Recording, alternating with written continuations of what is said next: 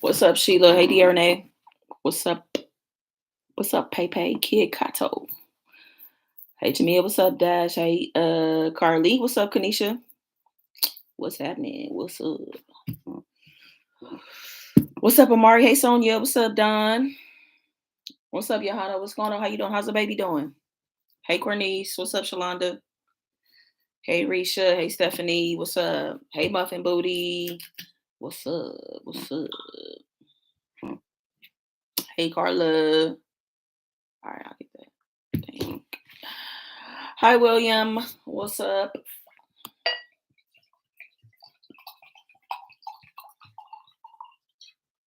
Hi, Leoma. Hey, Lisa. Definitely in the terrible twos. Hey, Carlene from Brooklyn. From Brooklyn. I feel like I deserve a glass of wine today, y'all. Mm-mm-mm. I'm drinking this root and wine. Root and vine. Root and vine. Cabernet Sauvignon is my favorite. I wait on the story time, you inspire me. Y'all, I saw a tweet, so I'm gonna turn the tweet into a story time. And I figure I would do it live. I was gonna tell y'all something about my life, but I ain't really got nothing to share. It's more like she's super emotional about everything. Oh, she got her baby emotions. I'm sipping on the wine cooler. What's up, Tegan? Hi, Yolanda. Yep, I got my wine. I don't know I'm thinking about what I'm gonna have for dinner. I should have ate already. I had a little something earlier. Yeah, I saw this tweet and it made me think about a story time. So it's gonna be based on this tweet that I saw, but I'm gonna tweak it though. Happy Friday, Elizabeth. Happy Friday to you. Please give the live a thumbs up if y'all don't mind. What's up, Isha? I'm hungry. Nothing sounds good. I hate when I feel like that.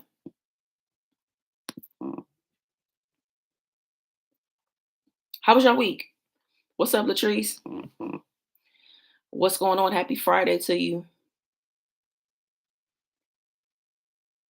It's 1040. Chico Picasso from Illinois. I never been to Illinois before. I got so many places I gotta go.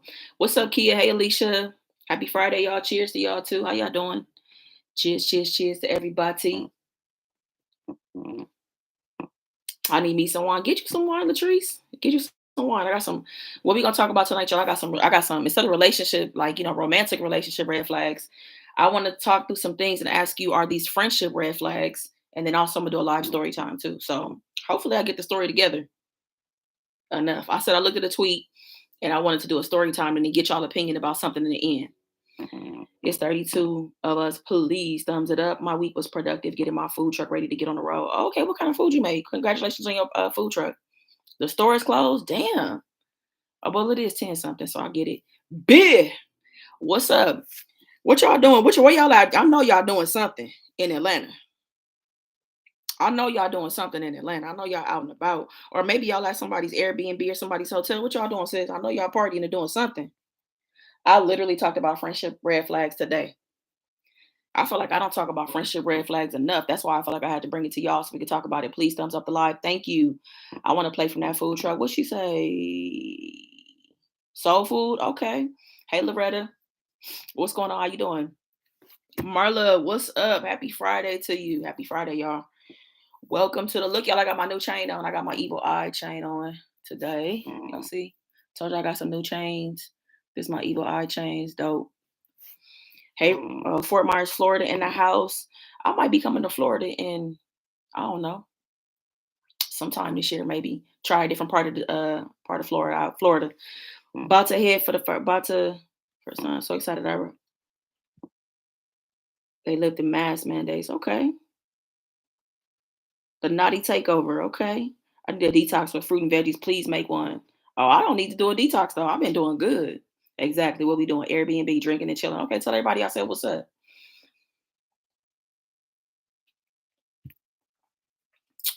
I had a friend. Well, thought she was a friend. She was a big ass red flag, but I don't know. You know about it until 3 years later. I think we can definitely become blinded to people's ways. I think because okay, you know how people change in a romantic relationship, people change in a friendship as well, and we start letting people slide, and we continue being friends with them because of the history. You know what I'm saying? The history that we have with the person. I need to come to Atlanta. Oh, I definitely want to go to Destin. Destin is a hot spot. The beaches are beautiful in Florida. I want to go to Destin. Is Cocoa Beach a city or just a beach? Destin. It was another place in Florida I wanted to go to as well. Um, I should stop drinking and typing. I live in Florida and the weather is bipolar. Hey, Justina. This one that I'm drinking right now is called Root and Vine. It's a Cabernet Sauvignon. You went to Destin for Christmas. What'd you think about it? Did you like it? You actually had fun? Yes, we allow shit to slide. No, your word. Yeah, we definitely we to be letting shit slide. I know I do. Fuck all that. Fuck all that. I had a dream of somebody I cut off called me. I took a nap before I went live, and I had a dream that somebody called me and had the nerve, was questioning me about something. It's like, if you don't get off my fucking phone. Best place, so beautiful. We had a house on the beach. That's nice. Clearwater's a pretty beach, or Sarasota, Florida. Still come to Orlando though. Hey Lauren, I'm from Miami-Dade County. Okay. What's up, Tamika? What's going on? How you doing? Happy Friday to you. What's up? YouTube doing me dirty, didn't send my notifications. YouTube, sending notifications. God damn.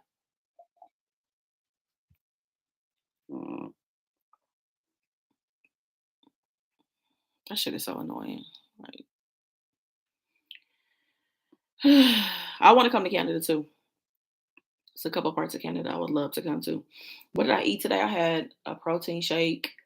I had a little popcorn cake with some peanut butter on it, and I had a like a wrap. I had this wrap that I made. What's up, T? We need what? To make a meet and greet. It will be online. I'm not doing anything in person for a while. I'm not doing anything in person for a while. So it will have to be online. I'm down to hang out online for sure. Plus more people can come, you know. White sand, emerald water. I'll send a pic of the beach you on IG. Yeah, send it to me. I would love to see it. I swear I want to come before it's scheduled. Yeah, I'm not having like an in-person meet and greet for a while. Yeah, online is better. I think online is better because more people can come anyway. More people can come. So that, that's cool. What's up, Michelle? What's going on? How you doing? I'm trying to wait for more people to come in because YouTube be playing with the notifications. So, what y'all doing this weekend? Can I do this the upside down? I don't know when I'm gonna see Steph and Tasha again, but when I see him, maybe we'll do a challenge. Maybe we'll see. Watching any good shoot? Not really. I'm not watching TV right now. Honestly, I'm not watching a whole lot of TV. I do want to watch the new Bel Air, and I also want to watch a show called Bust Down on Peacock. So I want to watch Bust Down. I want to watch Bel Air, but I was trying to watch Pieces of Her. I watched a little bit last night, like 10 minutes of it. I didn't watch a whole lot. You said you sleeping? That's what you sleep. Okay, because you work a lot though. I'm drinking this Cabernet Sauvignon, Root and Vine. You said 75 hours. Shit, that's a lot of fucking work. Online would be cool as hell because you could give a time limit so more people could get a chance. If it's online, everybody will be online at the same time. We will be on Zoom. So everybody could be on there at the same time as long as you want to. That's what I heard. I heard nothing but good things about Bel Air. Friendship green flags. My friend asked me yesterday besides Sabotage and Rondo on YouTube.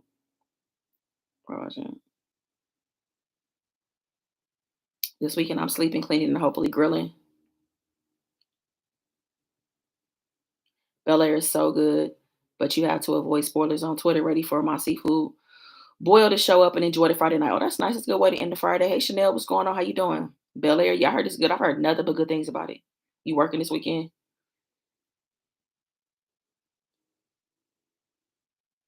Oh no, not on Instagram. I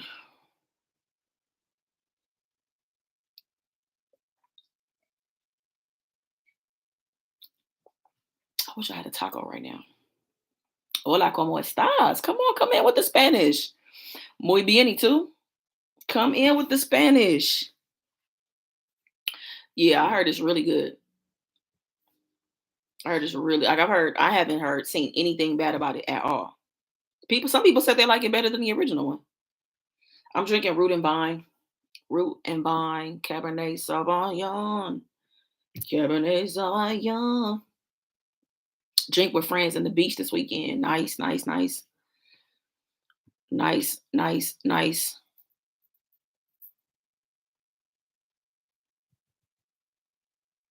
I want to watch. Yeah, on Peacock they have a show called Bust Down. I want to watch that. All right, so I'm gonna start with the friendship red flags, y'all. Tell me if y'all think it's a friendship red flag. It might not be for some people. You know what I'm saying? But let's talk about it. All right. So, okay. So a friend. Let me start with this one because I know people are kind of torn about this. Is it a red flag when somebody disappears? Is it a red flag when your friend disappears anytime they're in a relationship? Is it a red flag for you anytime one of your friends disappears in a relationship? I mean, they're completely off the radar, like gone. You know what I'm saying? Like, don't talk to them at all. So no, yes, no, red flag. Yep. Yes, yes, no, no, no, no. Red flag for sure. Depends on the last conversation. Okay, that's a good point. Not necessarily if you know the patterns. Okay. Facts, they are not there for me. And okay, yes, yes, yep. Okay, yes. It's a kind of, I mean, some people say no, some people say yeah. Estoy bien. Esta noche. Oh, you having a good night. Okay. I see you with the Spanish. All right. I just came in. What are we talking about? Right now, I'm talking about friendship red flags. The first one is, do you feel like it's a red flag if you have a friend that disappears every time they're in a relationship? I am not a placeholder. I think, I mean, pattern, yes, I get it. And I get being excited and being into your new relationship. Like I get that part. It just sucks that when you show up for your friends 5, 6 months after the relationship has started or whatever, you come up for air, but you come up to complain. I think that's my problem, is you come up to complain. And I feel like I'm just a balanced kind of person. So no matter how deep in love I'm in or whatever, I'll always maintain my friendships. Now, I may not hang out with you as much, but you hear from me. I don't go missing for 6, 7, 8, 9, 10 months. You know what I'm saying? But if you fall off of the face of the earth for 6 or 7 months and then you like, girl, let me tell you what happened. It's like, I don't even know who the fuck you talking about. I don't even know the person you in a relationship with. You know what I'm saying? Like I can't even really form an opinion because I ain't met the person. I don't even know nothing about them. Like you just dipped. You know what I'm saying?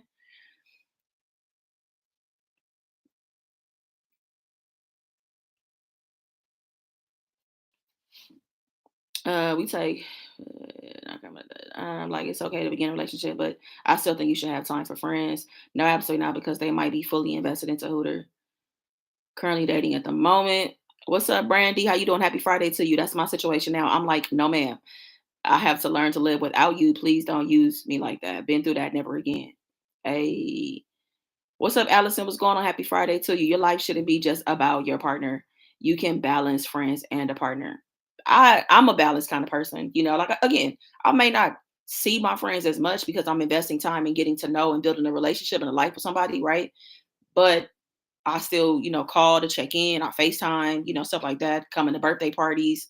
And again, sometimes you can't make parties because other stuff is going on or whatever. So that's not necessarily an issue for me. But yeah, no, 6 or 7 months without saying anything to me and we're close friends. What's up? I feel like that's strange.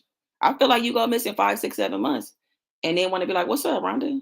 I'm like, what's up? How you doing? How you feeling? How's life? Catch me up. You know what I'm saying? Like, I don't know. I think that you should. I still think that you should still find time to nurture your friendships. And I'm not saying that you hang out with people all the time, but I don't think 6 or 7 months should go by and nobody ever hear from you. And I think again, my biggest issue is picking up the phone. You call in when there's an issue. Like, girl, because that's how you give good advice, right? And now the person wants to call you like, hey, what's going on? Like, oh, what's up? How you doing? We ain't talked in a minute. How you been? Girl, I'm good. But let me tell you about Dion. Dion done did this and did that and blah, blah, blah, blah, blah. And it's like, okay, yeah, like there's so many things have happened over the course of 5 or 6 months, and you don't even care to hear about that. All you want to do is call and talk about your situation and get some advice. New to your channel. Hey, Miss Baylor, welcome to the channel. Welcome to the live and to the GP fam. Thank you for coming to hang out. What's up, Miss Hollywood? Balance is healthy for your relationship. You show up as your best self balanced. We can plan to hang out if that's the case, but don't just ghost. I agree. Um, okay. What about this? Is it a red flag? Is it a red flag if your friend hangs out with people that have thrown dirt on your name? Is it a red flag if your friend hangs out with people who have thrown dirt on your name? Is that a red flag? Hell yes. Yes, yes. Red flag. Red flag. Mari says yes. I mean, Marla, yes. Hell yeah. Hell the fuck yes. Hell motherfucker yeah. This is a now that we're in problem territory here, okay? So if your friend is hanging out with people that has thrown dirt on your name, that is a motherfucking problem. We can all agree to that, right? No questions asked. Because why are they so comfortable? Exactly. That's a red flag. I go on Instagram, y'all out eating sushi. How the fuck did this happen? Because here's the thing. If this person is throwing dirt on my name, I probably have had several conversations with you about him. So why are you so comfortable being like hanging out with this person? You know what I'm saying? Like I'm talking about somebody that's done like really for real out here, like throwing dirt on my name, has like done some shit to me or whatever. And here's the thing too, because it may be, here's the thing, this is what I want to say. There may be some people that I don't necessarily get along with, but also, if my friend is hanging out with them, it's not a problem. Like me and this person ain't got no problem. We just don't click like that. That's different. But I'm talking about somebody that's just full on throwing dirt on my name, has tried to cause some shit in my life or whatever, and like intentionally doing certain things. And then you gonna go have sushi with him? That's crazy. I can't stand that integrity and loyalty in my love languages.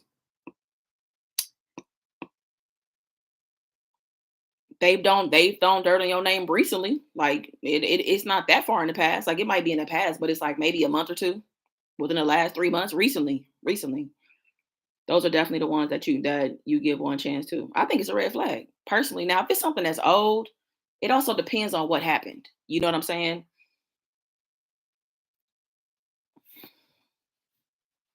It depends on what happened, but yeah, if like the person was just like dragging my name and doing all kind of shit, and now you like we at sushi, we at brunch, like damn, the need to get fucking life period. I have no problem with who they are friends with, but the loyalty. I don't have no problems with my friends with our friends with either. You know what I'm saying? But if somebody is dragging my friend, it's a whole situation that went down and I'm aware of it. And I don't know, like that's definitely when loyalty comes into play. And this is somebody that I wasn't even close to anyway. So my loyalty lies with my friend. You know what I'm saying? I would have to fight my friend. I'm not gonna fight nobody. I ain't gonna fight about it. But you definitely probably not gonna hear from me, or I may have to downgrade you to an associate because it's like, the things that I've also talked to you about this situation, are you talking about that with them at sushi? Like, can I trust you? Like, you know what I'm saying? But what if they were friends before you guys were friends? Does that still matter? I'm gonna say, but here's the thing: you and your friend are closer than they are to that person. Like, what if that person is just an associate, always has been? You know what I'm saying?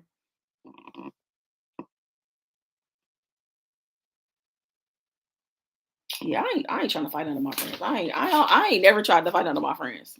I ain't never tried to fight nobody. I don't even want to fight. That's the thing. I was about to say my downgrade game is on point. Hey Josie, what's going on? How you doing? What else are they talking about though? Like, nah. I mean, that's true. So they could be talking about ideas that you know what I'm saying? Your friend could be over there running their mouth about some new business stuff that you're talking about, some new things you want to do. They could be giving away. Anything could come up in a conversation, especially when you start drinking, as far as I'm concerned.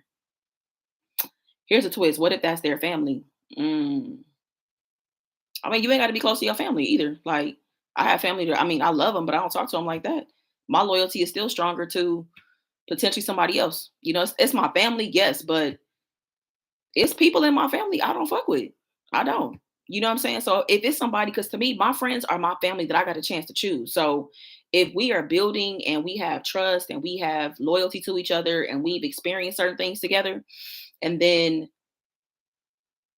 like I'm the that is I'm not gonna lie, like that could be complicated. But again, just because you're my family doesn't mean like I'm just gonna let anything happen and fuck everything else. Everything is out the window. You know what I'm saying?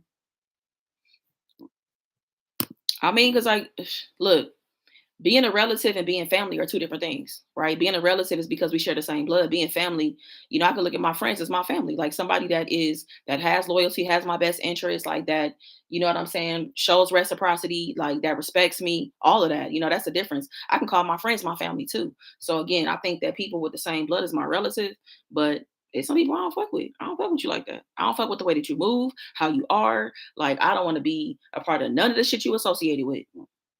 I got family like that. I'm sure we all do. We all got relatives like that, right?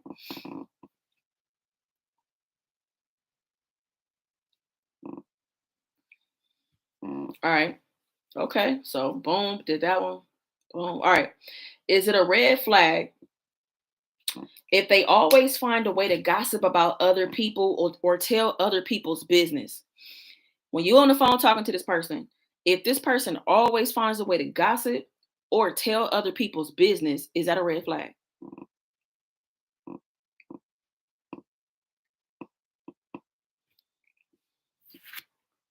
I don't think I said hi. What's up, Deborah? What's going on? How you doing? No? SOS, absolutely. Yes. Yeah. That mean they be telling your business too. Yes, yes.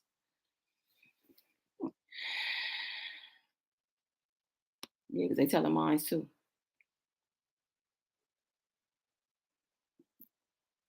Absolutely. Anybody talking about other people see you was talking about the dog who brings the bone always carries it. I can't with gossip. Yeah, they're messy. If they're doing it about to others, they are also doing it to you. I believe it. You know the old saying.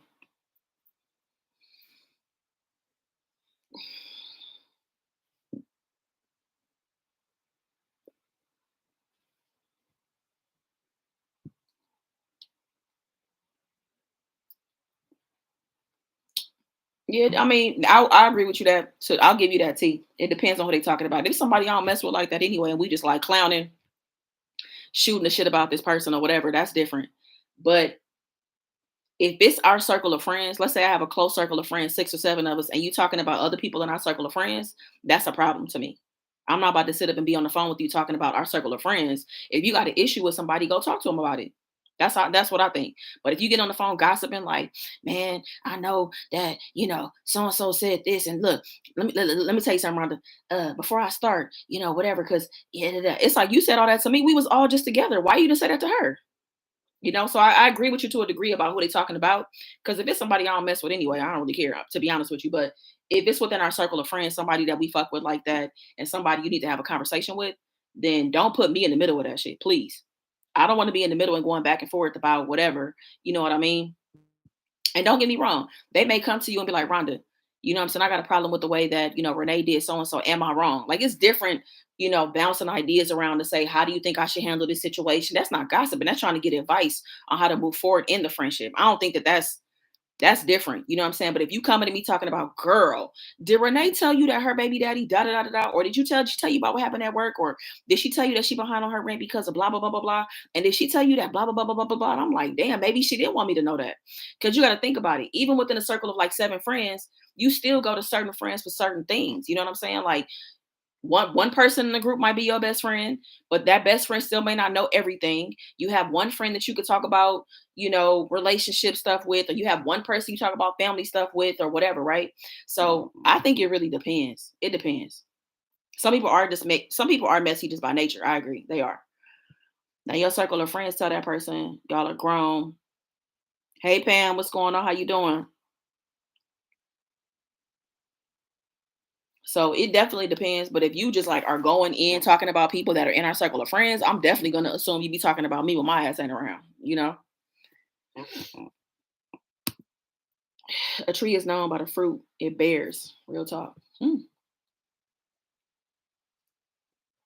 right, so we got that one. All right, so all right. Is it a red flag if a friend is flaky? This friend rarely shows up to anything. Now, they might be a good friend in terms of like advice, and y'all can talk about a lot of stuff. They are a vault. They're a very reasonable person, loving person, kind person, but they're flaky. You cannot depend on this person to show up to shit. So, is it a red flag if a friend is flaky and they rarely show up to anything? Or are you okay with that?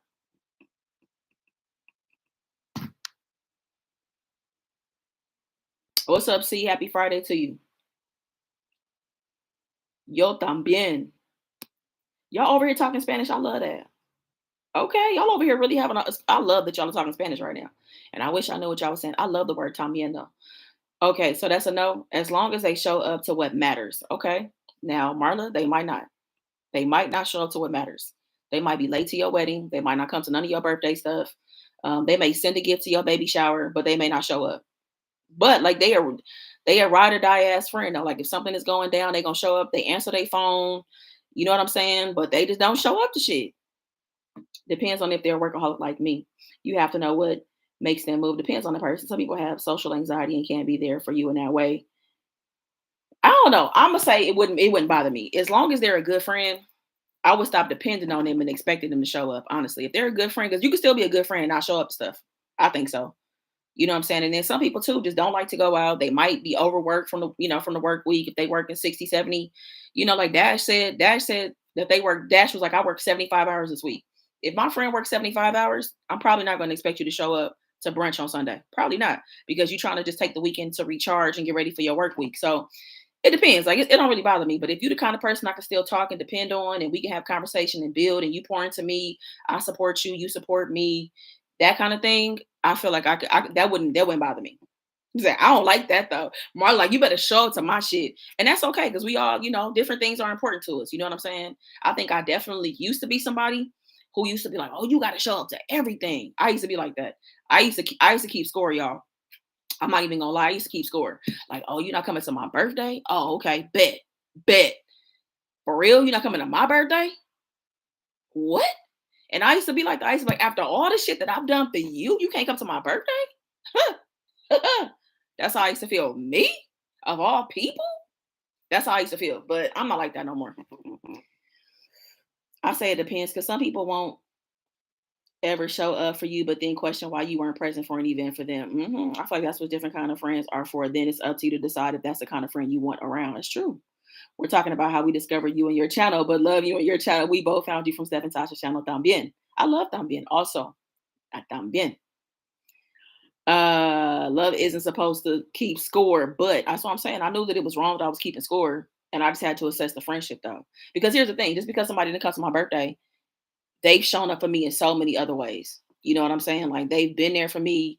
You know what I'm saying? Like when my grandmother passed away or whatever I had going on, always picked the phone up, always called to check on me, always, supported me and poured into me when I felt like I couldn't do something, when I had a screen and they showed up, you know what I mean? Like if I had something, I was raising money, they donated, whatever, so people show up in different ways, but it, I've had friends like that, but they were cool. So it was, especially if they had done, if my friend worked like that, I would not expect him to show up all the time. Yeah, if you working 70 hours a week, I don't even, I mean, and listen, I'm not gonna not invite you, because I want you to be the person who says that you can't make it. I don't want to assume, but yeah, if you working like 70, 75 hours, like said, nah, fuck that.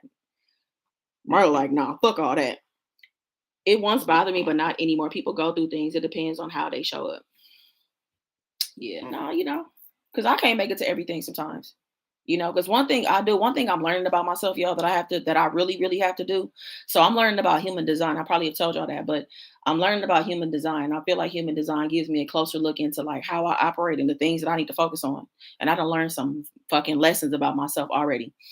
But one thing I do, I operate from an emotional place. So when people invite me places or ask me to do things, I need to sit with myself for a minute before I respond. Cause I'm the person who will be like, yeah, yep, yeah, I'm there. Yeah, count me in. Yep, heck yeah, yeah, yep, Rhonda's there. And I might commit 2 weeks ago, and now it's time for me to go. And I'll be like, dang, I don't want to go. I should have told them I would check in with them later. Shit.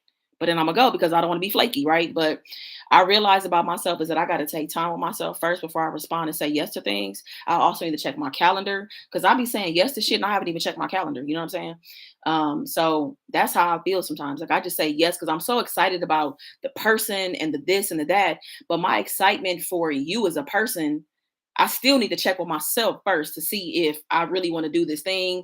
Do I have the capacity?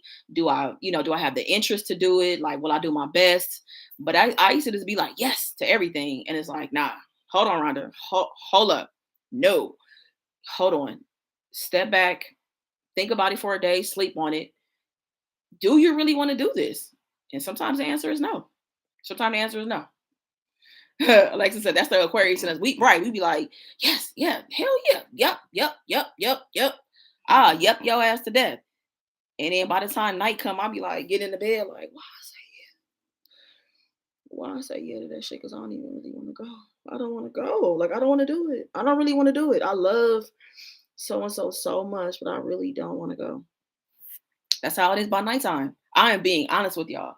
I'm being so honest. Like, oh, I'll be like, God damn it, Rhonda, why you put yourself in that situation? So it's like I gotta take a minute. I'm learning about myself. Like, bruh, you need to take a minute. Shit. Okay.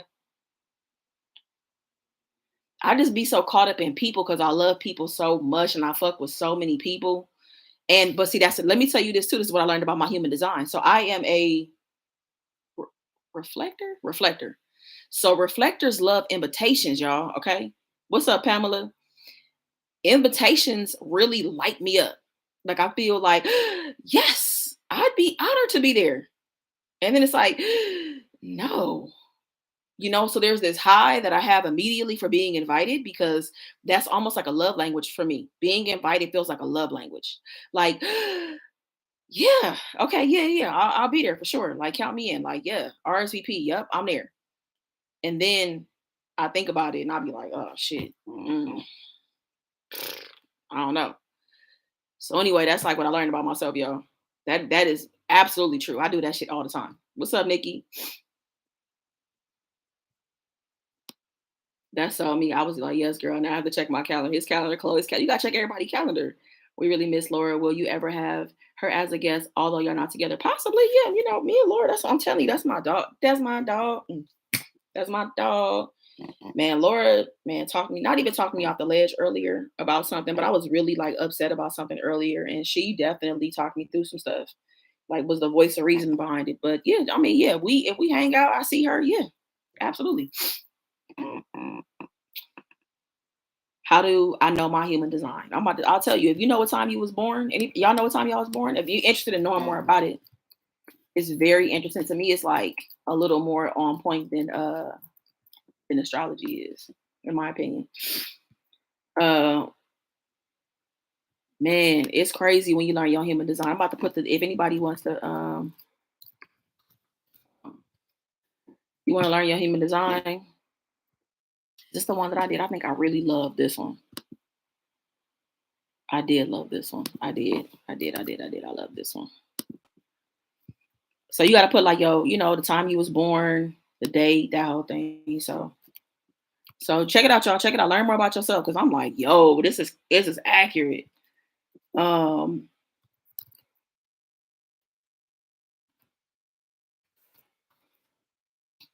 that's the human design chart, y'all. If y'all want to check it out, I'm gonna pin it so that y'all don't have a hard time finding it. All right, cool. Your moons and I know my whole natal chart. Y'all, I am really an Aquarius. I'm like, oof.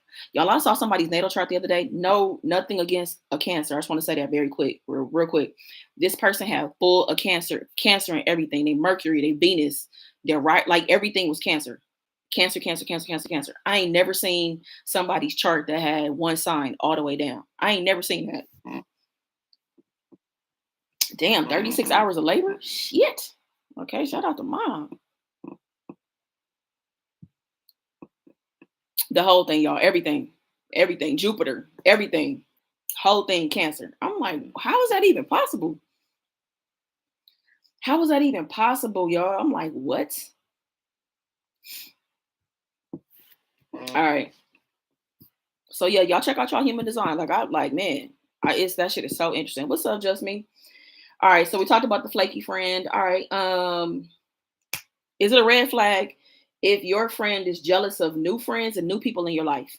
Is it a red flag if your friend is jealous of other friends and new people in your life? They don't really have a reason. Maybe they're possessive of you, or they like to not isolate you, but they prefer you guys to have one-on-one time or whatever. What do you think? Like, is that a problem for you? Like, is that a red flag? It's not really a red flag. I just feel like I would have to make sure I spend a lot of one-on-one time with them. You know what I'm saying? Yes, friends can be possessive. Yes. Yep, got my cousin hat on. Red flag? Yes. Man, have I had any possessive friends before? Hmm. I haven't had a possessive friend. I've had, and let me say not possessive. Maybe territorial is the better word. Is territorial better? There's a deeper issue if they're possessive. Not possessive. Maybe territorial. I'm sorry. Territorial is the better word. No and yes.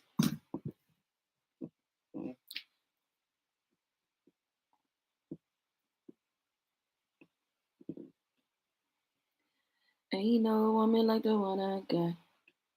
No one can do me better. She's like, no, that ain't no better.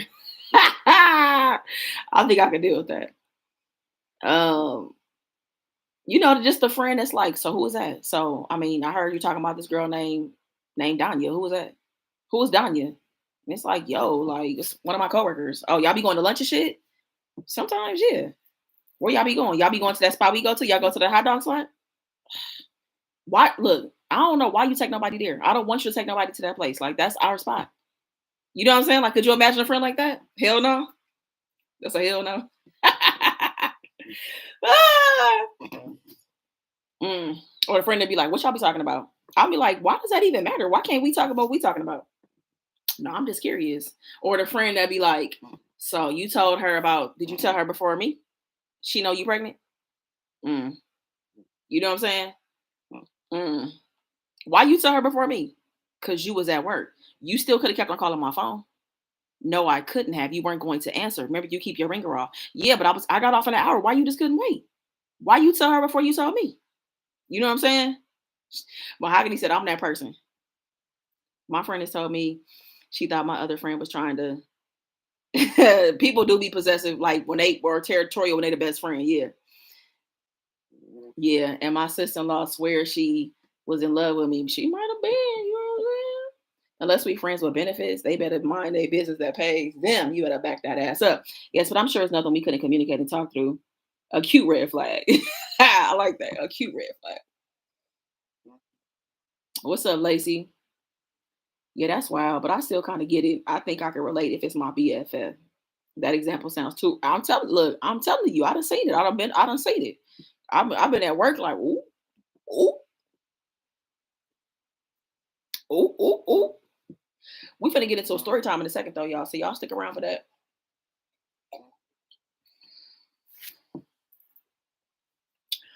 I'm gonna tell y'all what I learned about myself in a little bit too.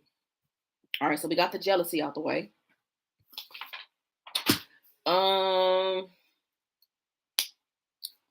is it a red flag if your friend is like copying things that you do? Like, but they never say that they doing it. You know what I'm saying? Like you change your hairstyle, they kind of change their hairstyle similar to yours. You change your style of wearing a certain kind of color or aesthetic or whatever, they start doing it too. You got a business idea, they got something kind of similar. So, but they don't say nothing to you, they just do it, They don't say like, but then when you ask them about it, they're like, oh, I'm just inspired by you. Like, I'm just so inspired by you. She said, oh no, now I strongly dislike that. I have, thank you, I appreciate that. Y'all, I start my training sessions on Tuesday. I just want to tell you that I started my trainer on Tuesday. I cannot wait. She said, her fly said, no, that's kind of cute. Yeah, that's a big red flag. Made it for the live and story time. What's up, Shauna? What's going on? How you doing? Hell yeah, because you don't have an original thought. You over here just taking all my shit. Red flag, flag on the play. I think it's weird if you don't say nothing. You know what I'm saying? Like, I think that's the weird part. Like, I think it's cool for you to be inspired by your friend. There's nothing wrong with that. But if you, my friend, I have been talking about changing my style and I've been working on it, coming up with ideas and stuff like that. And I go through and change my entire style. And then all of a sudden you start dressing like me and haven't said anything. Like, you know what I mean? Because like, what if their friend was even trying to talk me out of like changing my style because they wanted it? You know what I'm saying? But I changed my style, and then you're dressing like me, and you don't say nothing, no. But you don't say like, "Yo, Rhonda, I love the way that you changed whatever the color schemes you was wearing." Girl, I had to go get me something like that too. So I have to see you on social media or run into you somewhere at the post office or some shit, and I'm like, "Why you dressed like that? You look like me." You know, when we spend too much together, we start becoming more similar. Yeah, that's true. Yeah, I can't stand that. I had to get pregnant because I had okay. I had a friend like that and I hated that crap. It's okay to be inspired, boo, but have your own flares too. You're not my twin. Back up. Back that ass up. That was it, y'all. I was just thinking about friendships and friendship red flags. I mean, do y'all feel like you've been a red flag? Like you've had red flags about you in a friendship? I feel like I have. I feel like I have for sure. I definitely feel like I have. If you haven't given the live a thumbs up, please be sure to give it a thumbs up for me, please. How are we supposed to feed off of each other to elevate when your elevator isn't going up? Ooh, she said your elevator is out of order, boo boo. You stuck on the first floor. That's a good analogy. That's a good one. I like that. About to throw the design chart away. Why? You don't like what he said about you? Jealousy undercover. That could be. It could be. Oh, I definitely been a walking red flag. I had to work through the possessive thing. I've definitely not been the. I mean, I felt like I used to struggle with accountability. I used to struggle with accountability. I don't think I do now, but I think I definitely used to struggle with accountability. Now, one thing I learned about myself recently, though, like I'm talking about like recent this week, is that also like I think I've shared with you guys that I'm somebody who's impulsive, which up until this point, I feel like I have not had any consequences for being impulsive. And I don't think that impulsive is necessarily the worst thing in the world. It depends on the situation. But I haven't had any consequences. So recently I had a consequence for my impulsive behavior. And I'm like, ugh. So now that I've had a consequence, it makes me now think like, okay, well, when I feel this feeling of like being impulsive, I need to take a minute to think about it before I speak, before I take action, or not say anything at all. Cause some things you don't have to some shit you don't gotta talk about. You know what I'm saying? Some things are cool being unsaid. So I've learned that about myself this week because my impulsive behavior came around and bit me in the ass, basically. So Rhonda, now you got me stretching my eyes so they can see the hazel. Um, yeah. So what's up, Dominique? What's going on? Happy Friday to you. So yeah. All right, y'all. I'm gonna get into the story time. And this story time came from a tweet. I'm changing parts of it, but it definitely came from a tweet. And in the end, I'm gonna ask y'all what y'all would do. Okay, so let's get into the story time. I haven't done a live story time in a long time. It's been a while. Y'all, these little side hairs, I hate these little side hairs. I gotta take my hair down. Everybody, back streets back. All right. I'm ready. Got my snacks, my juice. I'm ready, Freddie. All right, let's get it. This is gonna be. I don't know how long it's gonna be, but I'm just gonna add stuff as I go. Because again, somebody that she put, it was one tweet, and I'm just going off of that. Okay. All right. So meaning your eyes are beautiful, but all we can see, but we all can see them. Hey, what's up, DN? Somebody pissed me off last week in the sag. It came out. They've been getting cursed out all week. I can't do it anymore. I just needed to get it all out. They did me bad, but it's time. All right, so this story time is about all right, so Monica and Terry are married. Okay. Terry is a dude, Monica is a woman, and they're married. So they are, I don't know how long they've been married. They're happily married too. You know what I'm saying? So happily married, been together, whatever. So Monica one day gets a phone call from her sister Mika, and Mika is like distraught. You know, she's like at her wits' end, and she's like, Monica's like, "What's up? Like, what's going on?" She was like, "Yo, like I'm about to lose my apartment. I'm about to lose my apartment." And Mika has a newborn baby. And, you know, they like Mika lives the next city over. And so, you know, Monica immediately is like, well, come to the house. You know what I'm saying? And her husband, Terry, is standing right there. And, you know, Terry isn't in love with the idea of Mika coming to the house with a newborn baby. But I mean, where they going to go? You know what I'm saying? So Mika, like, you know, takes a day or two, grabs as many things as she can. And let me say this, Mika doesn't go into details about how she lost her apartment or what happened. She's just like, I need a place to go. You know what I'm saying? So Mika takes a day or two, gets her things, packs everything up, and she goes to Terry and Monica's house, right? So she gets to their house and she has a newborn. So naturally, the baby cries quite a bit. The baby doesn't really sleep through the night. The baby is hungry, you know what I'm saying? That kind of thing. Now, let me say this, Terry and Monica don't have kids. So Terry hasn't really had a whole lot of experience around newborns. So he's irritated. Like he's visibly like irritated, agitated about the baby constantly crying, having to be changed. Like it feels like the entire flow and dynamic of, their household is just shifted to the baby. Like the baby is the center of attention and the focal point, right? And that kind of makes Terry feel some kind of way. You know what I'm saying? But whatever. So he's doing his best to manage through the change, of having a baby there and also having his sister-in-law there, because it was just them, having a great time in their house, like, having movie night, eating dinner together. And it's just been about them for years. So this is really disrupts their life and what they're used to, which is understandable, right? Like you got a newborn out of nowhere and it's like, how long is she going to be here or whatever? So in all of this, one of Monica's really good friends passes away, in the midst of all of this, and she has to go to the funeral. And so, Monica's like, all right, well, I have to go to the funeral. I can't not go. And, Mika's going to be here with the baby. And it's not an issue with Mika and Terry being under the same roof or anything like that. No funny business or whatever. And so Monica's like, I'm going to go to the funeral. I'll probably be gone most of the day, but I'll be back as soon as I can. Right. So she goes, I'm going to say she leave the house at about 8 o'clock. Funeral is about 9:30, 10 o'clock in the morning. So she goes and, Mika is in the room that she's in, but, she's all over the house, like got the bottles and stuff going on with the baby and everything is happening. Right. And Terry is, trying to do his thing or whatever. Right. So anyways, Mika goes off to the funeral and, she meets some other friends, at the church and, they go to the service and it's very emotional. Somebody she grew up with, had a really close friendship with, so how it is at a funeral, like they go to the funeral, then they go to, what's up, Kiki? What's up, Booski? They go to the funeral and they're that she's there. How a funeral could be an all day thing, right? So go to the funeral, go to the repast, and you talking to people you haven't seen in a long time, y'all exchanging information and talking about how y'all gonna do better. Like we gonna do better. We're not just gonna see each other at funerals. Y'all know how that exchange is, right? So I mean, by the time she looks up, it's like 4 or 5 o'clock, right? She's been gone most of the day. So Monica finally comes back home and she, pulls into the driveway and she gets into the house and she's like, where Mika at? Like it just feels off because Mika's not downstairs. And, Terry is like, hey, like, hi, babe. And, she's like, hey, like, where's Mika? Like, where's the baby? And so, Terry is like, and one thing Monica notices too is that she sees Mika's telephone, but like, she's like, where's Mika? And he's like, yo, like, she just like, grabbed her shit and she just took off, her and the baby. You know what I'm saying? She left her phone behind and she just left. And she's like, left and went where?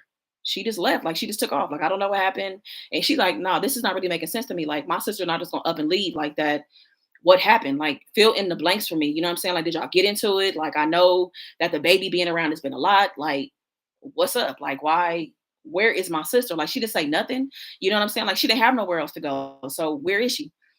And so he's like, I'm just telling you, your sister just up and left. Like, I mean, I was kind of in the room most of the day. Like, I don't know. She just had an attitude about something. She was looking in the refrigerator for something about the baby's bottle. She got frustrated. She dropped one of the bottles. She broke it.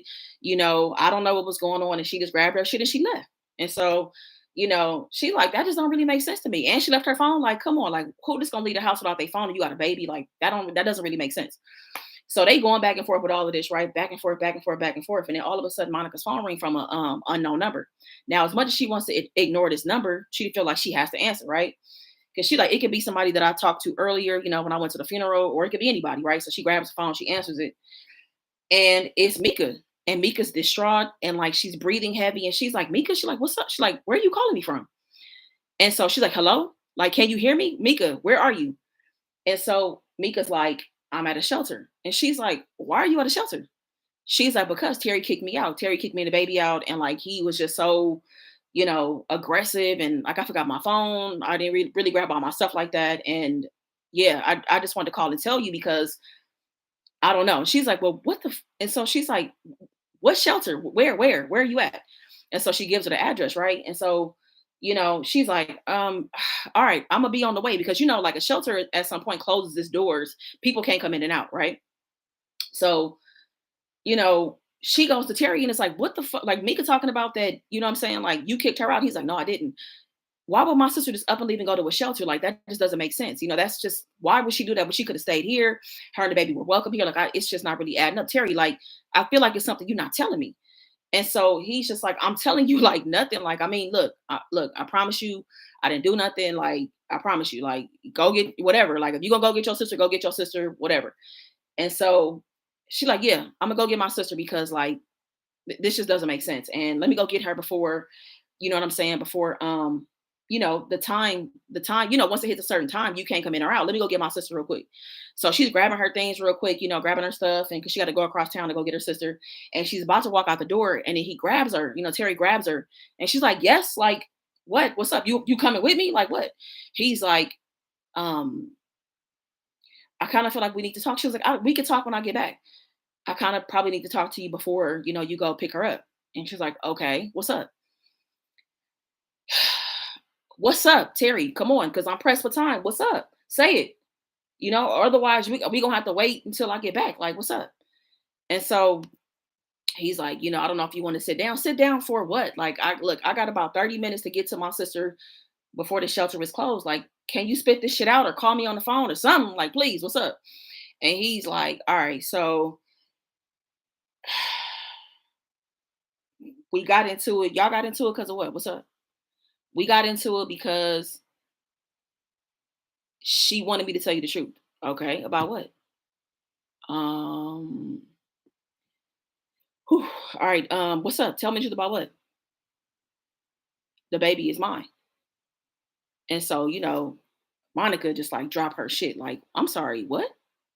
The baby is yours, huh? And so she at this point is just like, you know how it is when you hear some shit that's shocking and overwhelming and it's just too much and whatever, right? So she's like, I'm sorry, like, he's like, I know, like, and she was here and she was telling me like that she was gonna tell you, and she'd been telling me to tell you, but I hadn't said anything, and she wanted child support and she was gonna blackmail me and all this other shit or whatever. So I told her to leave because I didn't know what else to do, and I don't want to lose my life with you and what we built. And what we built, what? Like, what the fuck are you talking about? Like, what? What? So, she can't even deal with all this, right? So she goes and get her sister. And now, mind you, her sister has no idea that she knows, right? So she gets in the car and, Monica's not really saying anything. And she's like, Mika's like, why are you not really saying nothing? She was like, for the same reason that you didn't say nothing. She was like, like, what the fuck is going on with you and Terry? She was like, I don't know what you're talking about. She was like, he told me that he's the father of your child. And she's like, "Ugh." um, remember when y'all was kind of going through that rough patch? Nah, fuck that. A rough patch. That man is still my husband. Like, it doesn't matter if we went through a rough patch, doesn't matter anything. Like, what makes you think? I mean, I came to the house one day and you weren't there. I was waiting for you to get home. Okay. And then what? One thing led to another. He was confiding in me, telling me about some things about, that he felt like he couldn't tell you. So he told me, and I was trying to be the middleman and trying to be the voice of reason. And we had a couple of drinks. And like I said, one thing led to another. So you led me to believe this entire time that you had this baby with Terrence, but the baby is really with Terry. And so she's like, I know, like, I know. She was like, I should put your ass out. And the only reason why I'm not going to do it is because of the baby. That's the only reason why I'm not going to whoop your ass right now. And so they get back to the house and Terry is gone at this point. Terry is gone. And, Monica just doesn't know how to keep her shit together. You know what I'm saying? She doesn't know how to keep her shit together. Doesn't know what to say. Doesn't know if she wants to leave, stay. Don't know if she want to slap the shit out of her sister. Doesn't know what to ask. Like, starts to feel like that she wasn't enough. Like, what could she have done differently? And also, too, she starts to feel like shit because her sister gave Terry something that she wasn't able to give him. Like, she wasn't like, she was having like fertility issues and stuff. So she couldn't give him a baby. He always wanted a baby. And so just sitting with the burden of like knowing all of this, you know what I'm saying? And I don't really know how the story ends, y'all, but in a situation like this, would you, do you feel like that you would be able to make amends and have a relationship with your sister? Would you be able to move forward with your husband? Would you be able to reconcile your marriage, or would you move immediately to divorce? Or would you try to go to therapy and save the marriage? Or, and would you be able to save your relationship with your sister? Do you feel like you and your sister could ever be cool again? So fuck nobody, everybody, bye to Terry and bye to Mika.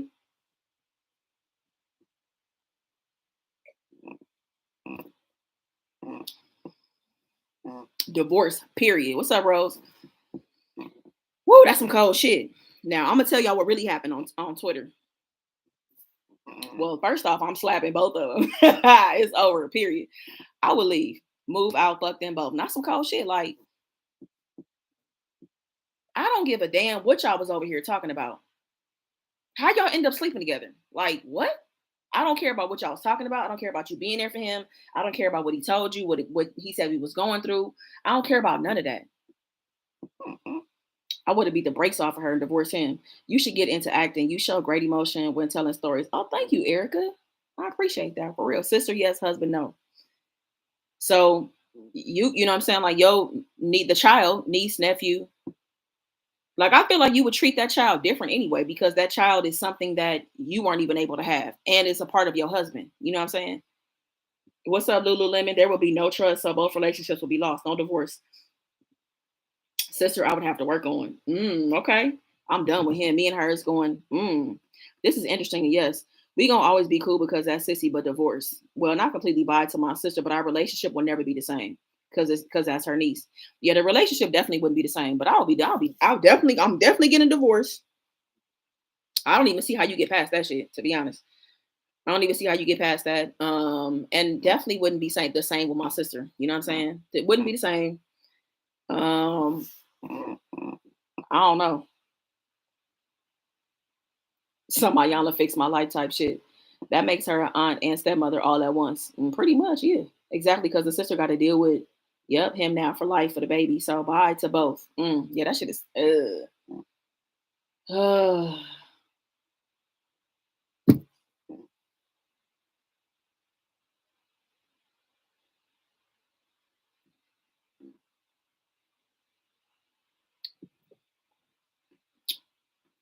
This hard. I would have to put my hands on both. Then for me to feel better, then I would need some space from both. Thank you, Kiki.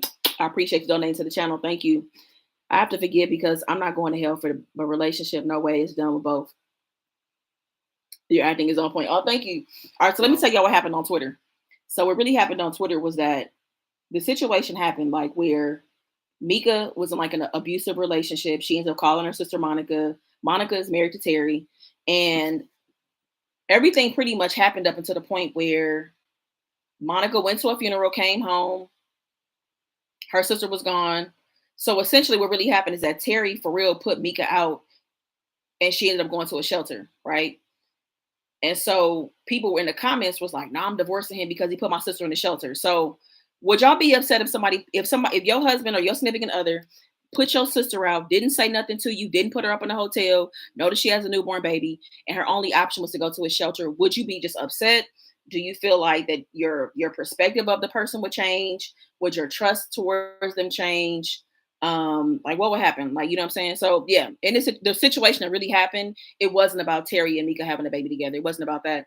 It was just that Mika got put out. Mika got put out the house. Terry was tired of the baby. He was tired of their life changing and having to revolve around Mika and this baby. And when Monica was gone, he fixed it. He like, get the fuck out. Bye. They will both get paused. He will be divorced afterwards, and she will be distant from me. Yes, very upset. No, I beat her ass. That you cannot, as him, and get past that hell fucking yeah, upset as a motherfucker. Are we fighting at this point? Because my thing is this: you don't put my sister out without saying nothing to me, okay? And she has a newborn baby. At least put her up in a hotel.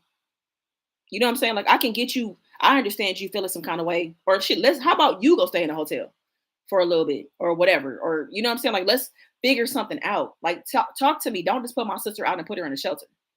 Like I would be pissed. I would be pissed. And I get that this is your house. I got that part. But we need to figure out a solution. You know what I'm saying?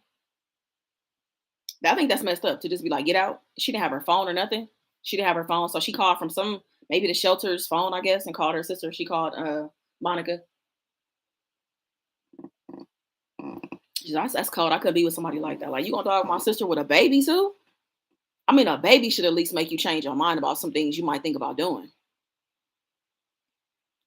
2 words, scorched earth. Isha, you read that Will Smith book, huh? That Will book was so goddamn good. I love your shows like this, and that's why I support keep doing it. Thank you so much, Courtney. So I appreciate you donating to the channel. Thank y'all so much for sitting through the live story time. They both for the streets. Leader, leader, give me the baby. And bye. Bye. Exactly. No phone calls, text, tweet, Snapchat, message, nothing. His phone must have been roaming. Dogging her with his baby at that. I'll be mad as hell. And I'm the only one that had the right to make the decision. What's up, Oli? Facts. Call me the fuck out. Man. That's cold. Like, I don't know. But I'm telling y'all, I kind of should do this other story time, but I feel like I should save it for a video. I feel like it'll be better for a video, but because the story time I want to do is something very different. And I really want to know what y'all think about. Well, I want to know what y'all think about it. You know what I'm saying? Y'all got to leave. Believe the baby. Bye. Give me the baby. Give me the baby. You tell a good story, baby. Thank you, Pam. I appreciate that. I love telling stories, y'all. I do believe that storytelling will change my life at some point. I think so. I can't wait to, to travel the world telling stories. I can't wait to do all of that. I don't know. I'm kind of thinking like I might tell y'all the story right now because the story is like it's pretty short. Like it's not even long. It's not a long story at all. But I'm curious about what y'all think about somebody that would do something like this. You know what I'm saying? Because a lot of my stories are just curiosity. You are a real runner. Thank you, Courtney. She's so sweet. Thank you. I appreciate that. Appreciate you donating to the channel. Thank you. For real, thank you so much. You're a captivating storyteller. I like listening to you. Thank you, Lululemon. I appreciate you. First of all, you ain't even tell us what you drinking. I did, Lacey. You must have came in late. Root and Vine. I got me some Cabernet Sauvignon. It's almost gone, which I'm sad about. I might as well go ahead and top this off. I don't know why I poured that a little bit like that. I always listen to your stories at work. Oh, that makes me happy. Tell it now for live reactions. That's true, because I can come up with a different story time. And did. All right. So all right, let me see. Y'all want to hear another story time? Y'all gonna stick around for another story time? It's not long. But y'all will be entertained though, I think. You done made me reminisce on real situations. Listen.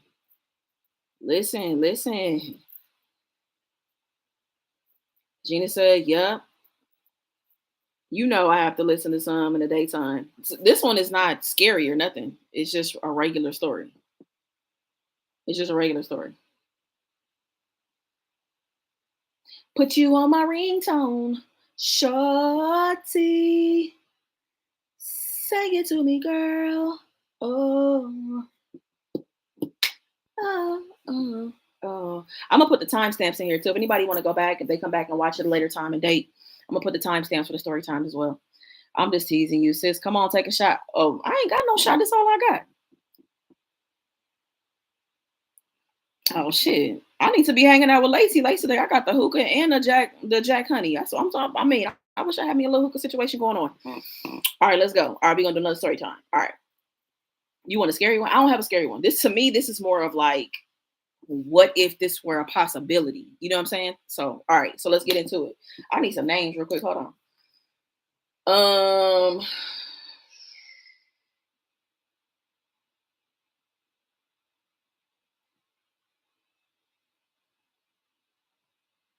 All right. This one is about Raymond and Christina. I used to do hookah all the time. I'm not even gonna lie. I used to do hookah all the time. I used to go to the spot because it was set up like a lounge and it opened up early at 2:00 in the afternoon. So I would go there and like type and do my work and vibe and listen to music and shit. And I would be there from like 2 in the afternoon to like midnight, chilling. You can also cash out Brenda. I do the right thing so that she receives 100% of your donation. Thank you, Brandy. Yes. If you want to donate, please, by all means, cash app. $, I do the right thing for sure. Cause y'all already know. Y'all know YouTube gonna take 40%. Username Juan and Christina. I'm gonna use Juan because you put it out there. All right, we're gonna make this Juan and Christina. All right, y'all ready? Let's go. All right, here we go.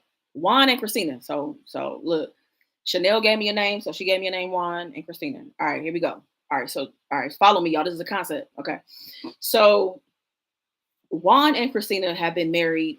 They're like happily married. You know what I'm saying? They got 3 kids under 6. And Christina is a stay-at-home wife.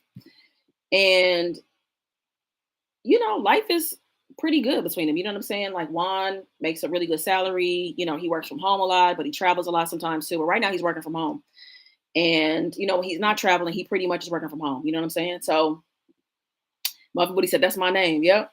So yeah, like things are good. I mean, they have like the standard issues within a marriage. You know what I'm saying? Like you have your arguments, you bump heads on certain things, you talk through it.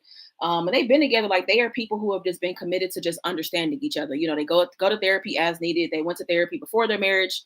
They've gone to therapy, while they were married. And they are just really locked into this marriage and committed to like making it work. You know what I'm saying? So, like I said, they have 3 kids under 3, and Christina, her life is pretty much about motherhood. That's the center of her life, and Juan does his best to help out around the house, help with the kids. Like he doesn't just look at her like, oh, like the house is just yours, the kids are just your responsibility. He jumps in and does things as well. And like I said, he works from home a lot, so he doesn't feel like Christina has to like cater to him or anything like that. He does what he can when he's not working. He's just not the kind of person that just like, oh, I bring home the bacon, I'm gonna kick my feet up. It's not like that. So he jumps in and helps out as well. So it's like I don't know, like a Sunday night, getting ready to go into like Monday. It's the start of a brand new week, and Christina's like cleaning up the kitchen, whatever.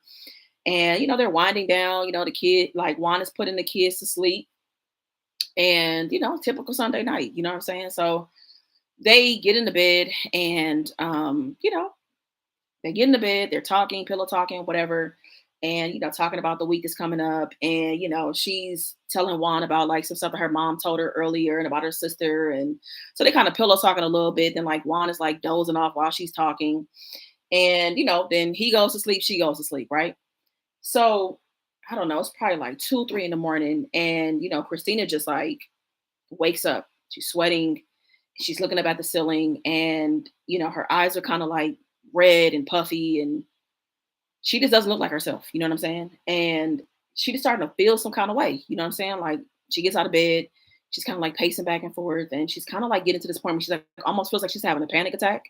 You know what I'm saying? She feels like she's having a panic attack, and she's trying to catch herself and do some breathing exercises, and trying to just come down and trying to like get out of her head about some things. You know what I'm saying? And she's just really struggling. You know what I'm saying?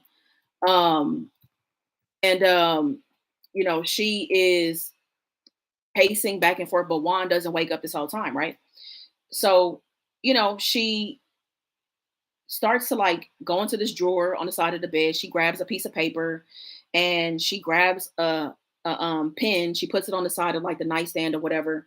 But she also starts like packing a bag. She packs a bag or whatever, like grabbing a couple of things, grabs her toothbrush, grabs all these things. It's very quick, right?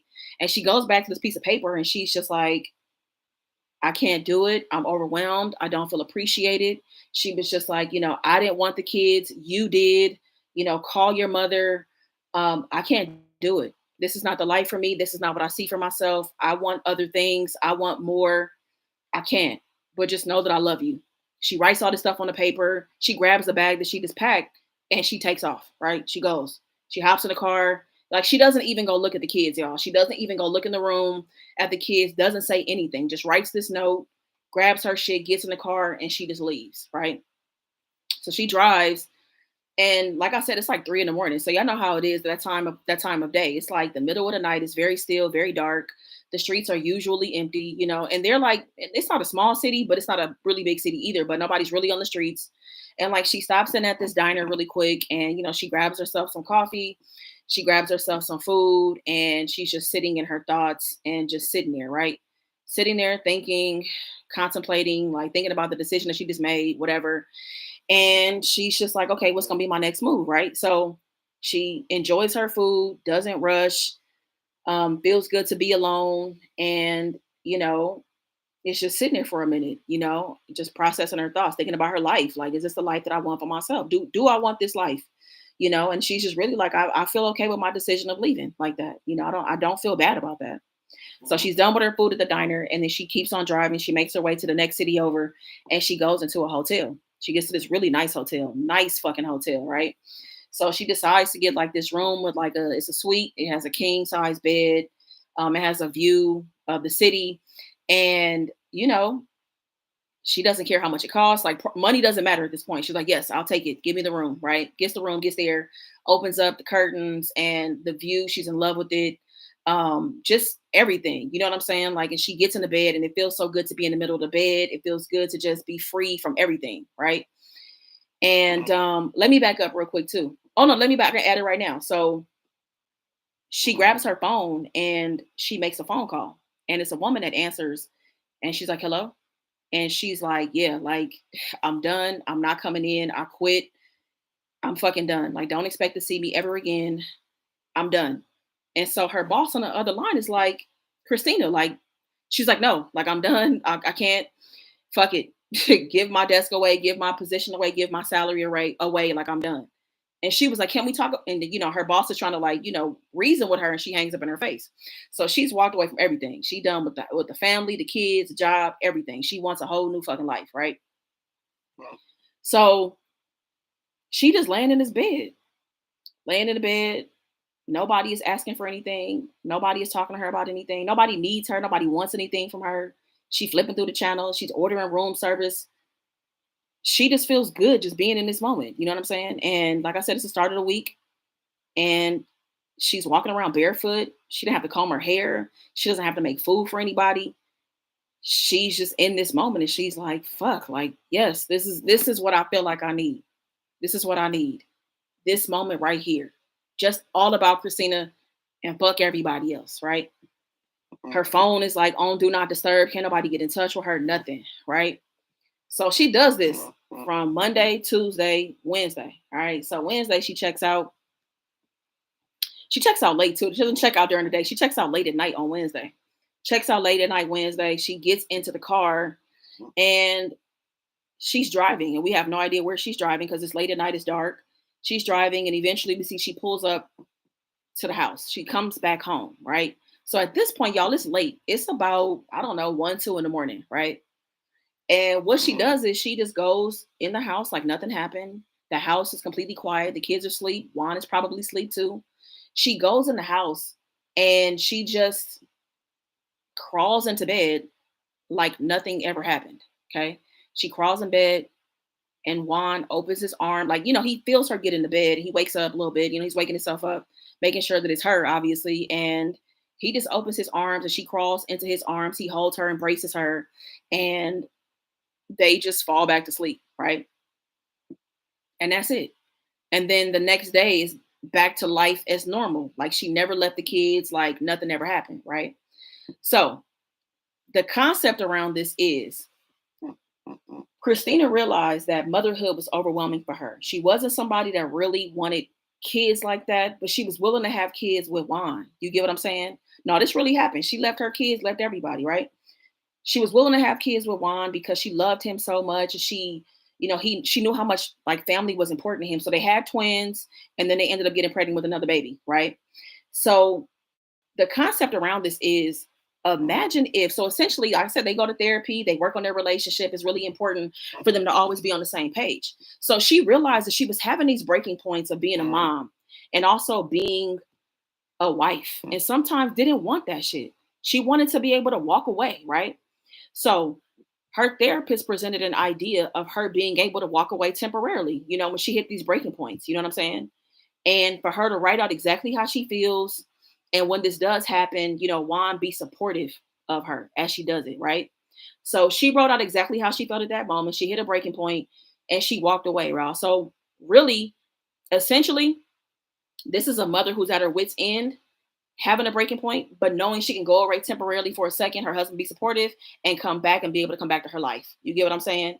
So step away for a couple of days and come back. That's the agreement, is that you don't have to keep this bottle up inside. You may be overwhelmed. There may be times where you're not as appreciated as you probably would like to be. And that you just are tired of being a mom right now. And you want to just fucking walk away. And you can't just plan a weekend or a getaway, or because you know how it is. You want to plan a getaway or you want to go with your friends and the weekend never fucking comes. You know what I'm saying?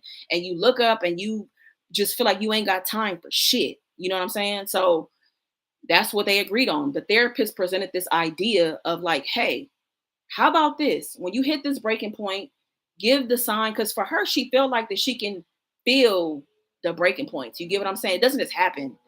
And like she starts to give these signs to Juan, like on Sunday, she starts giving indications that she's kind of hitting her breaking point. So he's expecting this to kind of happen. You know what I'm saying?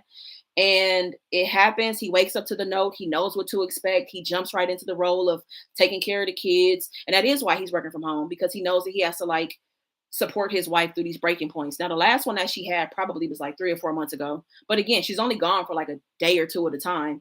But during this day or two at a time, she doesn't have to communicate with anybody. She does text and tell him wherever she's staying. He knows where she is. And when she called to quit her job, she called her therapist. So her therapist, like, she's a stay-at-home mom and she hasn't worked in a long time, but it makes her feel good to call and quit her job. You get what I'm saying? It makes her feel good to be like, fuck my life, fuck the kids, fuck my husband, and fuck my job too. Boop. So the therapist is like in on this whole thing too, where, the therapist pretends to be, her boss and try to talk her off the ledge, but she gets the chance to just walk away from every fucking thing for 2 or 3 days. And then she comes back and then she's recharged and she just feels better. And she's a great wife and she's a great mom. And the kids never know what happened because they're with their dad, like nothing ever happens. You know what I'm saying? Like it's business as usual for the kids. So I thought about that. Like, what if people could experience that when you hit your breaking point? Because, sometimes that weekend just never comes. The weekend of like getting away and like recharging and having time to yourself and having a staycation, sometimes that shit never comes. You get what I'm saying? So it's like the therapist is like, all right, I want to give y'all something and follow me. Like this may not be traditional or ideal, but when you feel yourself shutting down and you feel like that you want to step away from motherhood, Juan, can you support her through that? He's like, yeah, I can. Yep. I can support her through it. Yeah, sure. I love being a dad. She compromised having kids for me. Of course I can. If we can agree that it's only going to be for like a day or two, go. I don't care where you stay. I don't care how much money you spend, get room service, whatever. But that's the story, y'all. That's the idea, the concept that I came up with. That's genius. Actually, that agreement. I think wives, mom, think that in real life, healthy for sure. That's awesome. Sometimes you just want to be you without all the titles. Exactly. I already see myself being that way as a mother, so it's kind of relief that we decided to have kids or whatever. Yep. Oh shit, the therapist was role playing. Yep. Okay, so it was a therapist she was talking to. Yeah, so essentially, think about it that too, y'all. This is essentially role playing, but a whole different spin on role playing. You know what I'm saying? To where this woman can go into this, she can completely feel how she feels and be honest about what she's writing on the paper. Like right now, I don't feel appreciated. I don't feel like cooking. I don't want to talk to the kids. I don't want to do homework. I don't want to clean up. I don't want to do laundry. I don't want to do none of that shit. I don't like how we've been communicating. I don't think we haven't been having enough sex. Like I'm good. Like she really gets a chance to write down how she feels. And the husband falls into that role. And like I said, the therapist is role playing too. You know what I'm saying? I have been there and got through it. That would be awesome because you may only need a weekend a year for yourself. Exactly. Like this doesn't happen often. You know what I'm saying? So the last time she kind of hit this breaking point was like 3 or 4 months ago. But then like before that, it was like, I don't know, 7, 8, 9 months, something like that. So she doesn't do it all the time, but it's like when she hits that wall, she doesn't have to compromise. You know what I mean? She doesn't have a compromise. She can just fucking be who she is, feel how she feels, know that she's supported in that shit, and that's it. You know what I'm saying? I can say exactly what I want. And just even as a mom, because think about some of the thoughts that you even thought as a mom that you would never say out loud. You know what I'm saying? But you have a partner who is like, I feel you. Like you tired of changing diapers. You don't want to help the kids with their homework. I feel you. You tired of doing that shit. We would have less stress for sure. Oh my God, it's real shit because baby, it's hard. I already know role playing is a therapy technique that really works for some people. So I like that part of the story. That's really, really clever. Yeah. So I thought about that. Like I was just sitting there and I was like, yo, it just hit me one day, y'all. But this is the other day. I was walking in the hallway. I was walking and I was like, oh, mama, what if life was like this? You know what I'm saying? I feel like I would be down to do that with my partner. I would be. Like if you hit your breaking point, unless if my significant other was a stay-at-home mom and or she, whatever, and I worked a lot or something like that. Or shit, even if I didn't, if we just both worked a lot and you hit your breaking point of like, I'm tired of work, I'm tired of this, I'm tired of that. If we could set our life up to where you could just really feel how the fuck you feel, and that's it. Cause I mean, think about all the shit that we gotta be like, oh yeah, I'm good. Yeah, I'm fine. I'm okay. And you not? Nah. And you can't predict when you're gonna feel like that. You don't know what's gonna set you off. You don't know what your breaking point is, really. You know what I'm saying? This is planned, and I love the shit out of this. This will save so many relationships and so many. I think so too. If I was a therapist, I would present this shit to my clients. If I were, because I be thinking sometimes, y'all, I'm a therapist. I don't know why. But I'll be like, if I was a therapist, I would have so many like things that I would present to my clients. Like, why don't you try this? Like, let's explore this and see if this could work. Like, you really have to like get creative about certain things because sometimes just regular solutions just don't fucking work. They don't, you know? Yep. Lots of boomer and Gen X parents, mom especially, have admitted to never wanting to be moms. Exactly. Yep. Rhonda, I'm so into the story time. My bad. Almost ran over. So what's up? Did y'all enjoy that? I'm glad I got a chance to get that out and share that with y'all as well. So being able to tap out every now and then is a good compromise for someone who compromised on having kids. Absolutely. Hell yeah. Especially if you don't have 3 kids when you didn't want none. If I was Juan, I would be on board with that shit too. Like, yes, absolutely. Absolutely. I'm okay with you tapping out. You know what I'm saying? Like, go wherever you want to go. You know what I'm saying? Stay where you want to stay. Go and get a massage. Do whatever you want to do. But all I ask is, can you come back home in a couple of days? That's it. Just so the house don't fall apart. Because the house ain't the same without you, Christina. I want you to come back, please. But yes, please, by all means, take 2 or 3 days. Go refill your cup back up. You know what I'm saying? Go read a book. Go get your feet done. Go watch, go lay in the middle of the hotel bed and just put the TV up real loud and binge watch some TV. You know how good life would be for people if we could really do that shit? If we could really just fucking unravel? Because I think that's the problem is we don't get a chance to unravel. We don't have a problem. We don't never have a chance to unravel. We always got to keep our shit together, you know? Right, that's what you're supposed to do because not everyone will react the same to the same thing. Yeah, you got to get creative and you can't give everybody the same solution. You can't give cookie cutter solutions to everybody because everything ain't gonna work for everybody, right? So we run the house and our cups run over daily. Yeah, I'm just saying, like, if I was a therapist, that's the kind of shit that I would be suggesting. So that's where I was coming from, like, with the concept of it was like, if I was a therapist, I would definitely suggest some shit like this, like a different type of role playing, and for y'all to buy into it to see how your relationship benefits from it. Hell yeah, I get to be with the person I want to be with and have kids. I just got to agree to tap out every now and then. Yeah, I'd agree to that too. I would definitely be down with this. If you need time, take your time. Just don't leave. Yeah, just exactly don't leave. And that's the thing, because I feel like we've heard stories of women, mothers, because moms really have played. I mean, we got to call it what it is. They play a different kind of role in the dynamic of a family, right? How many times have we heard stories of mothers just being like, I just cannot. I can't do it. I can't. And they pack their shit and just leave. It's like, I love my kids, but I can't. I can't do it no more. I've heard plenty of stories where women have just left and did not come back because they just couldn't. They were so overwhelmed, didn't have any support. They're in a relationship, but the other parent is not present. That person feels like, well, I'm bringing home the bacon. You got to take care of everything else, right? And I'm saying, like, yeah, like all I ask is don't leave. I mean, you can leave for a couple of days, but come back, please. I will support my partner through that. My therapist gets creative for me, and she will even text me during her off time, which I appreciate because I know she really cares. That's dope. Sounds like you found a great fit in your therapist. No, it's not every weekend. At this point, so Christina, the character, the last time she did this was 3 months ago, and before that, it was like 7 months before that. You know what I'm saying?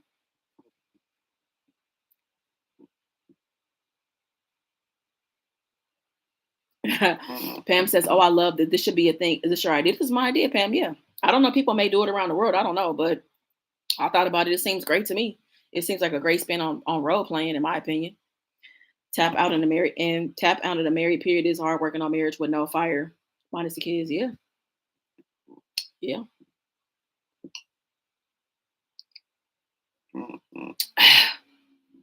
I'm glad that y'all enjoyed the story time. I'm glad that I was able to share that as well.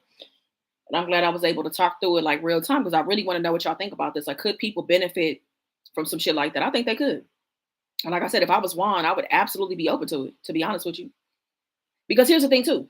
When you have a partner that's really at the point of their breaking in, you got to understand them having a minute to recharge, everybody benefits from it. They become a better individual person, a better mom, a better friend. They're a better spouse. They're a better everything because they had a minute to just be like, whew.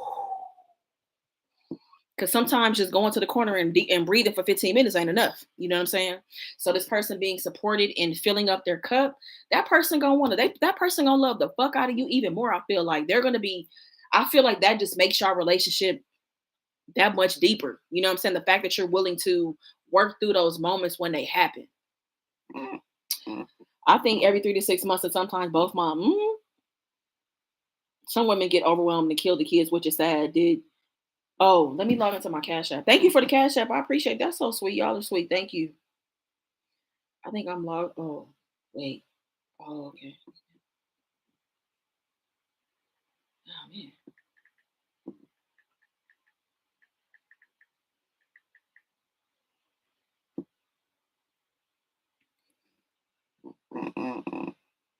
Yeah, it could be both parents for sure. Like it could be absolutely both parents. Oh, thank you. Y'all are Thank y'all so much. Y'all are so sweet. Thank you so much for the Cash App, y'all. Thank you so much.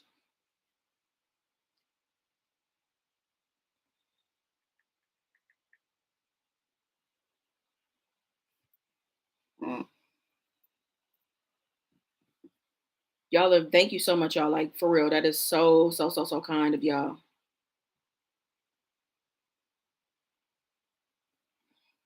Hey Courtney, what's going on? How you doing? Funny you use my suggestion of why my mom's name is Christine. Okay, so it's pretty close. Yep, I'm the person tapping out an agreement like that with the right partner could be that persuade me into having a child. What's up, Summer? I know of a mom who checked out emotionally from her kids because she was too overwhelmed with no help. And I can imagine if this scenario could have helped her yeah, for sure. My mama back in the day was by herself with 4 kids, could not leave, like, yeah, relief. Yeah. Sometimes you don't have that help, you know what I'm saying? Or you're with somebody and they don't help. And I see that a lot. I see that a lot where it's like, yeah, we had the kids together. And sometimes people are like, look, I'm doing my part. I'm bringing home the money. So you take care of the house and I go get the money. And I'll be honest with you, I feel like that running a house and handling kids and homework and cleaning and washing their little clothes, all the little socks, those little socks, y'all, it's a lot of them, little onesies. It's a lot. Trying to keep up with that, making sure the kids are good. This kid got an allergy. This kid the medication. This kid got a doctor's appointment. This kid playing soccer. This kid doing this. Like it's a lot to keep up with, and try to keep yourself together. You know what I'm saying? That's a lot. I don't think that anybody should just go and take care of a house by themselves. Like that's a lot. Even if you are the person going to get the bacon, I still feel like you should come home and help at the house as well. I'm good, sleepy, trying to stay up. I don't know. YouTube took such a large percentage. That's wild, but not surprising. Yeah, YouTube be taking that money. They be taking that money, but it's okay. It's a lot. It's a lot. I can't even imagine. You know? Rhonda, you have fantastic ideas. I see you very successful. Thank you, Pam. I appreciate that. I can't wait to keep on storytelling, y'all. What I'm working on right now, and I got to get back to. I'm working on a podcast, y'all. I'm working on a podcast that's actually a scripted podcast, though. It's gonna be scripted, and I just really want to tell the fuck out of this story, y'all. I want to do like 8 to 12 episodes, and I just want to leave y'all on the edge of y'all seat every single week. You know, that's the goal. Like I really want that to happen. I really want this podcast to be wildly contagious and like people are so into it. And I want it to be turned into a TV show. Shit, she found some time for herself. Yep. The work in real life and the drama on these YouTube streets. Good night. Good night, Cornice.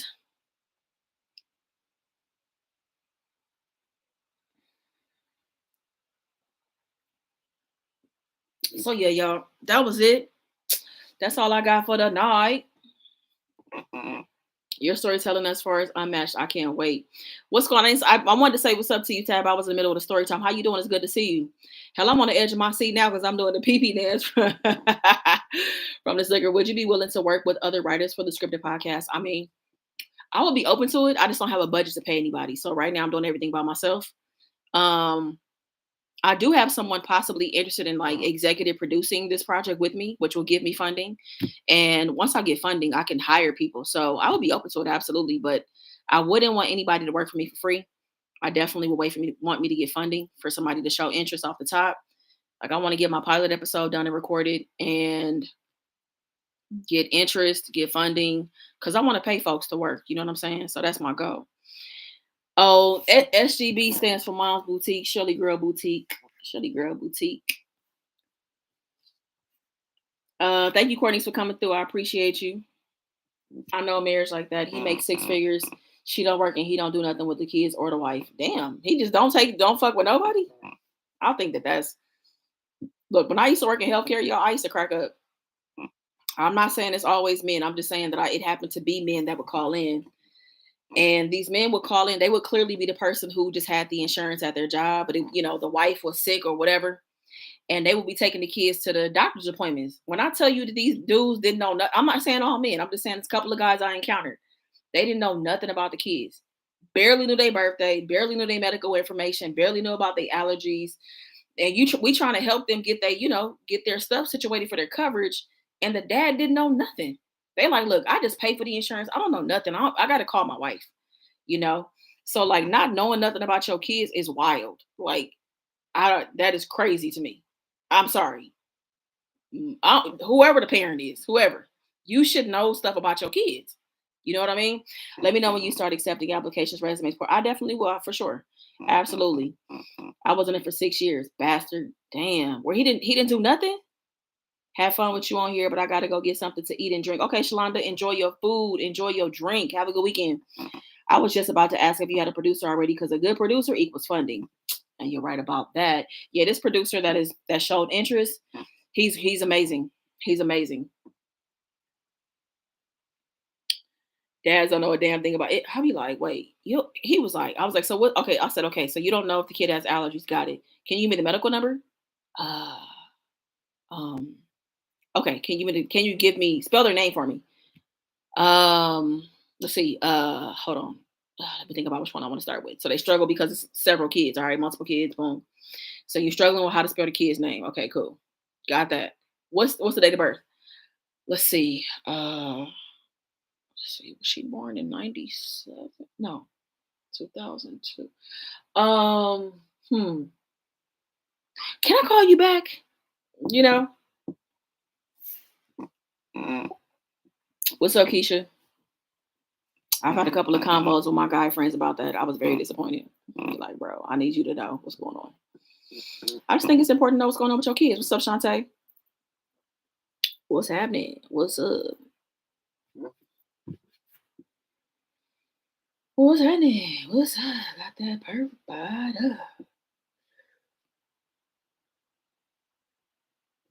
So if y'all enjoyed live story time, I feel like I would tell them more often. You know what I'm saying? I feel like I would tell y'all more often. Unless like I just saw your message. All right. Then same dads will swear that they're good dads just because they come home every night. Listen. Those also be the same dudes as in general will be like, I'm not a bad dude. I come home at night, even without no kids in the picture. It's like you coming home. You want credit. People that want credit for coming home at night, I cannot. No. Because somebody ain't gonna say that that's just men. I've known a couple women that have been like that too. Where it's like, but I came home. It's like coming home at night. You don't get credit for that. You do not get credit for that. Round of that dress in the bag. Oh, this is mom. Like y'all, this is mom's boutique. Shirley Girl Boutique. Y'all check mom out. Check mom out. Check mom out. Check mom. I like that. Is that mustard? That's cute. That's cute, huh? If you want to check mom's website out, follow her on Instagram, y'all.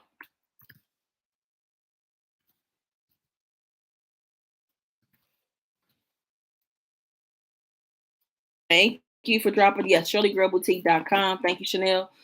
Whenever you're ready with production and funding, I have connections with a film crew in Reseda. My nephew was a part of it. Okay. Thank you, Erica. Thank you, thank you, thank you.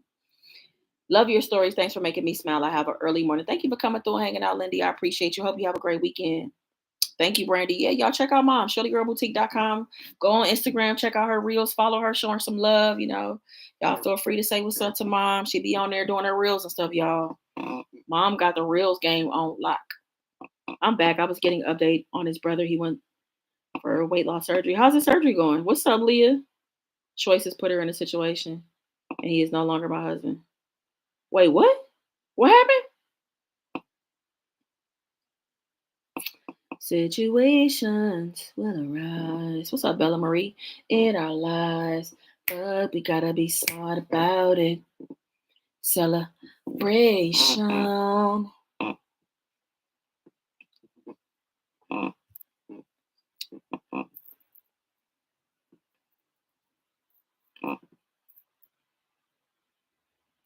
Is it Jarian?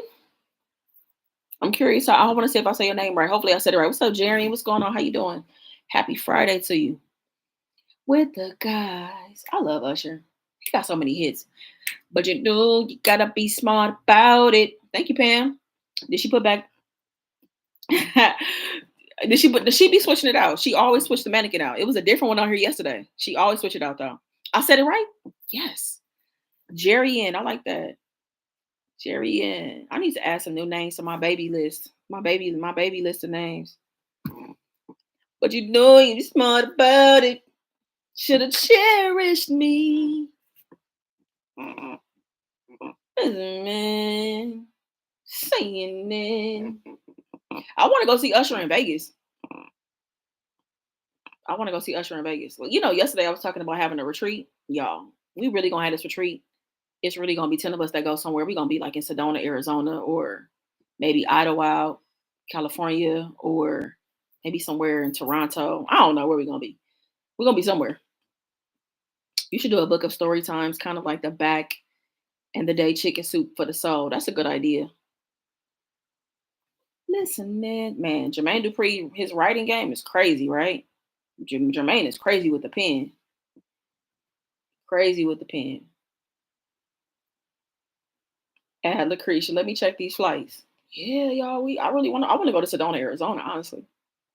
I do. I gotta manifest some shit. Put some shit into action. Your story time is very interesting. You keep us engaged. Thank you, Kimberly. What's up, Lene?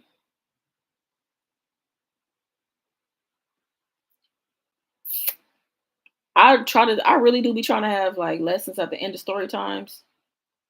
Cause I just think about how hard it is to like be a human. Like it's hard managing your own shit, you know? Cause some days I'll be like, let's just lay down. Let's just start over again tomorrow. And I ain't got no kids. I'm not married. And I'm like, girl, like I just be overwhelmed sometimes. I'll be like, let's just lay down, start over again tomorrow? And I just feel like we need so many things to try to like cope and like get through shit? What was the question? You don't think a baby will slow you down with all the goals you have? I don't think so. I think I'll still be able to accomplish all of my goals, honestly. But think about it too, is like I have a goal to like, I don't know if you know this, Rose, but I have a goal to retire at 46. Meaning I would love to dedicate my life to parenthood and partnership. Work whenever I want to, but have a lot of passive income coming in, debt free, that kind of thing. Like live a life of a lot of flexibility, jump in and work when I want to. That's really what I'm working towards. Because when I become a parent, look, I'm gonna be like 45 with like a 2-year old, you know.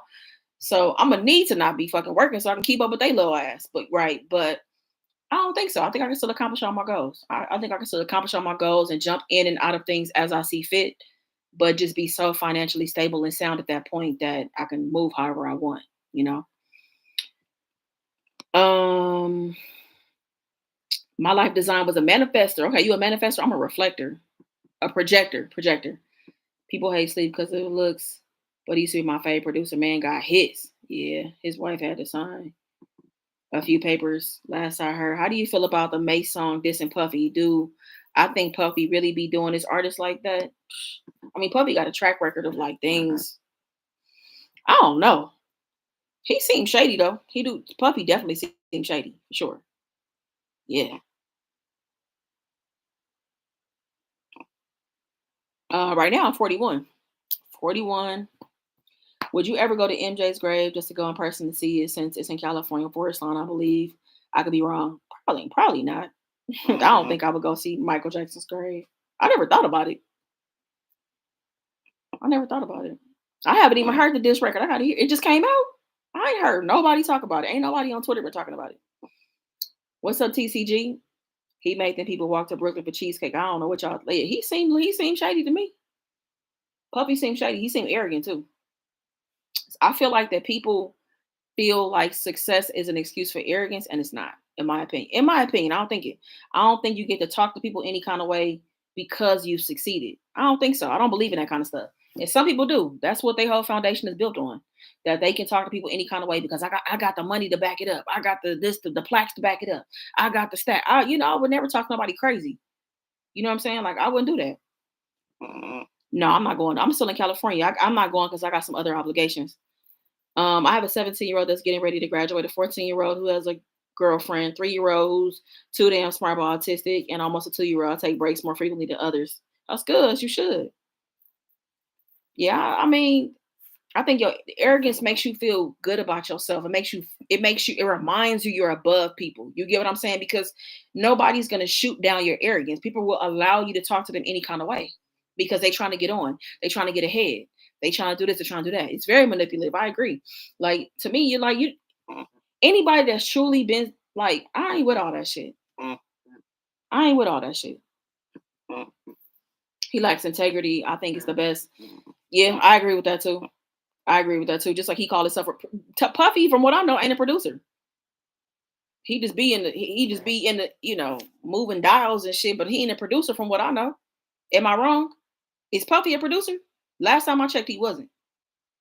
You know what I'm saying? He's a mover and a shaker and somebody that got that mouthpiece. But last I knew, Diddy wasn't a producer.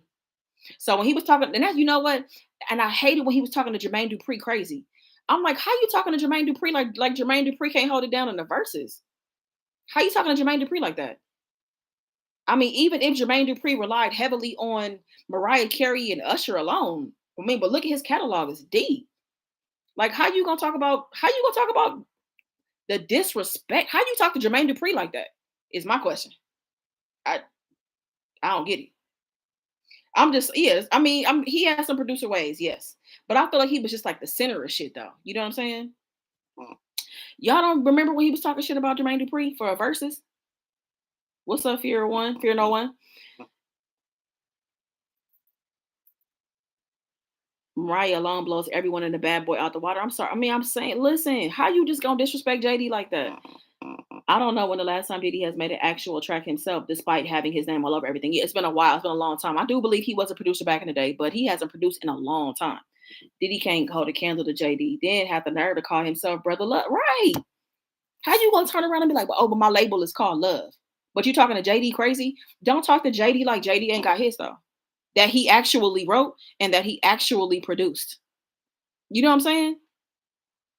You crazy. Like, I wish that shit would have went. But my thing is, you talked all that shit. I would have did it. Like, okay, all this shit that I'm talking, I'm gonna back it up. What? Did he wish he had a fraction of the talent JD had? Exactly.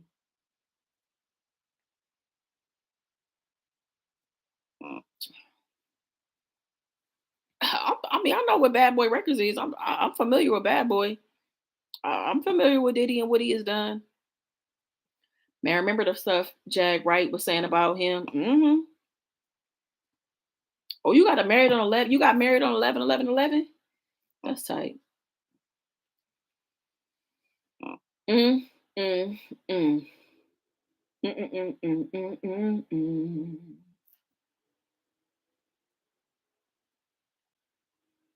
Ida girl. People like him are the ones who have all the money but really lonely on the inside. They're all in litigation. Damn.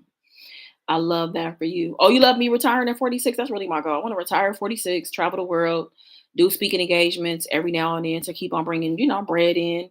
But do like maybe one speaking engagement a month or every other month, but have a ton of passive income. I want to get into philanthropy. I want to do a lot of like be a part of a lot of projects.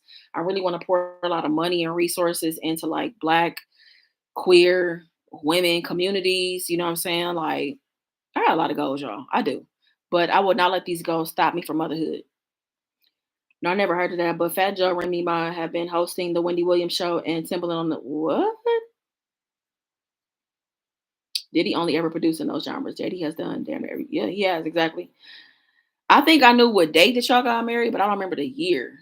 Man, don't let me get started. I'm gonna shut up now because writing workshops. Do you train the trainer type stuff? Ooh, that's a good idea. Cause I had some stuff mapped out, some stuff I wanted to share about like people ask me all the time about storytelling. They want to tell stories because storytelling is really, I think, the best way to connect with your audience. In my opinion, I think it's the best way to connect with your audience because you just being yourself, talking about something you've experienced, something that you know, and you're telling a story about it. And I've heard people tell stories, and I'm like, it could have been a better story. People sometimes just like details, just like the details, and it's not about you telling everything.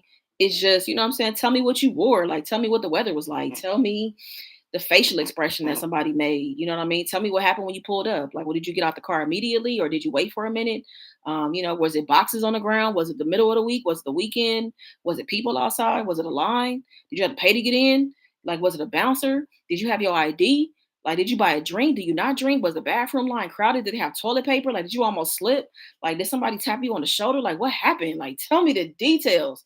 And the details are what makes the story rich and full and exciting, in my opinion. Yes, I know about I'm into angel numbers. One angel number I've been seeing a lot lately. I always see 1111 in the morning and at night, and I've been seeing 444 a lot lately.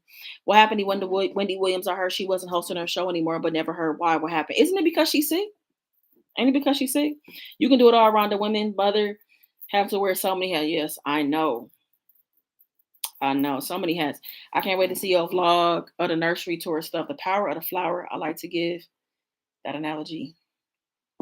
Power of the flower. Okay. Alicia, I mean, I ain't trying to be in your business or nothing. Are you like a consultant or something? I'm just curious. Like, you seem like you're like a consultant or like into business or something. If you don't want to talk about it here, you could tell me privately if you want. No, I don't play the lottery. I probably should though. I like scratchers. See you on the next live since I got to do some homework. It was good talking to the gang. Gang, I'll see you guys on the next live with Jack Honey and Mahuka. Hey, good luck with your homework. Thank you for coming through and for hanging out with us. Appreciate you being here. Have a good weekend, Lacey. You take care. So you a consultant for real? I was just guessing. Shauna said details. Details are important. Like, don't be leaving out the details. Tell me the details. What happened? I want to feel like I was there. Ooh, she said what? She did what? Hey, Latanya. What's up? How you doing? Happy Friday to you. You should have cherished me. I'm always like, she got dang kids running. I'm gonna call them folk on you because at this point you playing and came and got these kids. Girl, you already know. We had kids together. You would not be complaining about the kids needing to be picked up. Okay. If we really had kids together, you would not complain about that. Okay.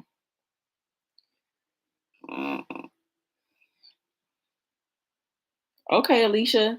Baby, I can actually see it because I can only imagine what you have going on behind what we see. But along with the baby or real adversity, you could def do it. You have lot of beautiful family. Thank you, Pam. I do. I have a great family, great friends, great foundation, great village for sure. CJ Campbell Raw TV. Listening. Now I want to hear Usher. And I knew I should have been smart about it.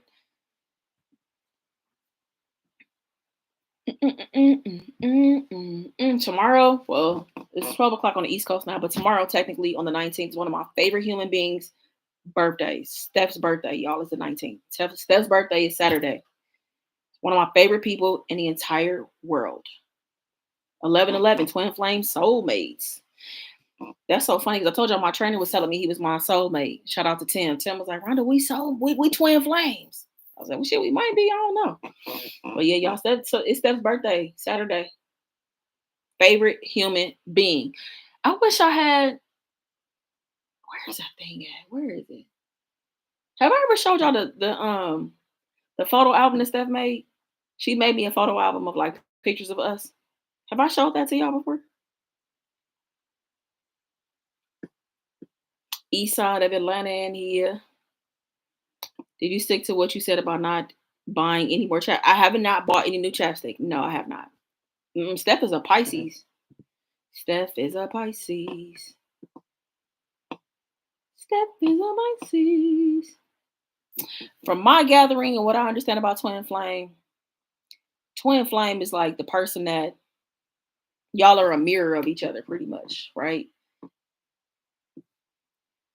A twin flame, from my understanding too, is that it's one of one. I feel like you can have multiple soulmates, but you only have one twin flame. And this person like deeply, thoroughly wants to understand you, your existence. And they understand you because you're a mirror of them, right? You're a mirror of who they are, how they think. Like, you know what I'm saying? You come in with an understanding about this person. But because this person understands you so deeply, you can also destroy each other too because you know each other so deeply. And like I said, it's almost like a separation of like souls divided. You know what I mean? Is how I interpret a twin flame. So it's very deep. It's deeper than a soulmate, in my opinion. And also, too, soulmates can be platonic, romantic. You can have multiple. You can meet somebody in passing. It could be your soulmate. It could be a friend. It could be a parent, a sister, brother, teacher. It could be anybody that as your soulmate to me. So that's what a twin flame is. Twin flame, and if you're lucky enough to find your twin flame, like I said, it's a once in a lifetime experience. That's dope. Did you and Steph grow up together more like siblings and cousins? No. This is what's interesting. Me and Brock, her brother, shout out to Brock, my cousin. Me and Brock grew up close. Me and Brock are 2 years apart. And Brock used to look out for me when because we went to the same elementary school and I was supposed to go to the same middle school as him. But I used to hang out with Brock and his friends when I was growing up. And Steph was just older. So, we have there's an age gap between us. So it's just different when you're younger and you have that age gap, right? So me and Steph were not close. I didn't get to know Steph until I was probably obviously she was my cousin. Like we're first cousins, yes. But we didn't have a relationship like that until I was probably like 24, 25. So 24, 25, we finally got to know each other as adults. And she became like my sister. Like we was tight. I remember we saw each other in the club. It was very awkward. She hit me up on MySpace, gave me her Yahoo Messenger ID. I found her ID, and I remember this was like a Sunday or a month, like a Sunday. I remember sitting at my computer. I had a condo at the time. I had bought a condo recently. I was in my condo, had all this space, y'all. It was just me. And I'm at the condo. I'm just typing. Like we just talking the whole night. Me and Steph talked probably from about like midnight to like 7, 8 in the morning. Because I was literally getting to know her as like a brand new person. You know what I'm saying? So it was dope. So ever since then, we've been close. So we've been close for over 15 years. Rhonda's real daycare. Would you ever do daycare? Just wondering. Like for me, for me to take care of the kids. I don't know. Can I be with kids all day? Are there any cancers in here? A Virgo. I love your definition of that rich. I love your definition of that rich as fuck. Pisces in the house. Cancers are nice. I want to say that's too deep for me. Sound like a dangerous type of love. It can be, depending on how you navigate it though. Twin flame, not much, but soulmate, when you see them, it may not be who you're going with. Oh, for sure. Yeah, Steph and I are first cousins. Our dads are brothers. My sister's a Cancer. She's born 1 year and 2 months before me. Are you guys close? You and your sister, y'all close? Gemini. I love Gemini. Geminis are my favorite. Okay, so look, somebody posted this on their story. Shout out to Cat. Cat was like, what is it? Fuck, marry, kill. So we won't say the F word. That's fine. So sleep with, marry, kill, Zodiac edition. Who would you sleep with in the Zodiac? Who would you marry in the Zodiac? Who would you kill in the Zodiac? Who would you kill? So Cancer. Cancers are very loyal people, good with money, level-headed people. I don't feel like y'all are very impulsive like that at all. Emotional. Cancers are I couldn't see.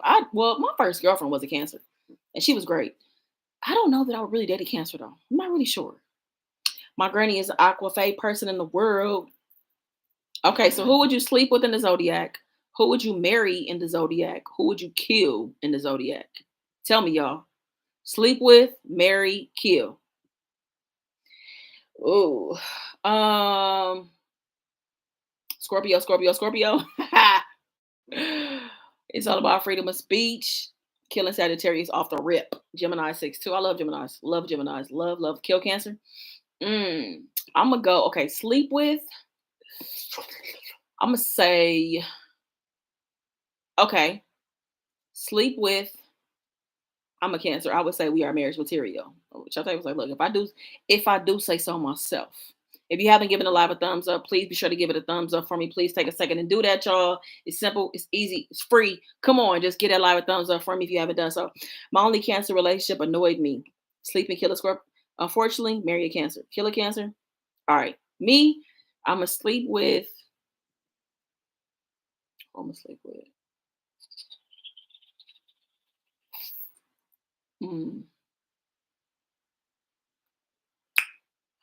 I say sleep with. Okay, marry an Aries, sleep with a Taurus, kill a Taurus. Sleep with Pisces, marry a Sag, or another sign, or another air sign. Damn, kill. Okay, married to air signs. Air signs in this thing, baby.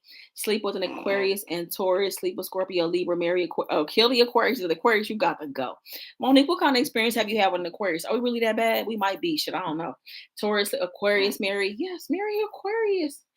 Marry an evolved Aquarius though. Make sure they're evolved. Okay, don't just be marrying any Aquarius because you really will be pissed off. If they're an evolved Aquarius, do it. Uh, Kill a Leo, sleep with a Capricorn, marry a Virgo. All right, I'm gonna say sleep with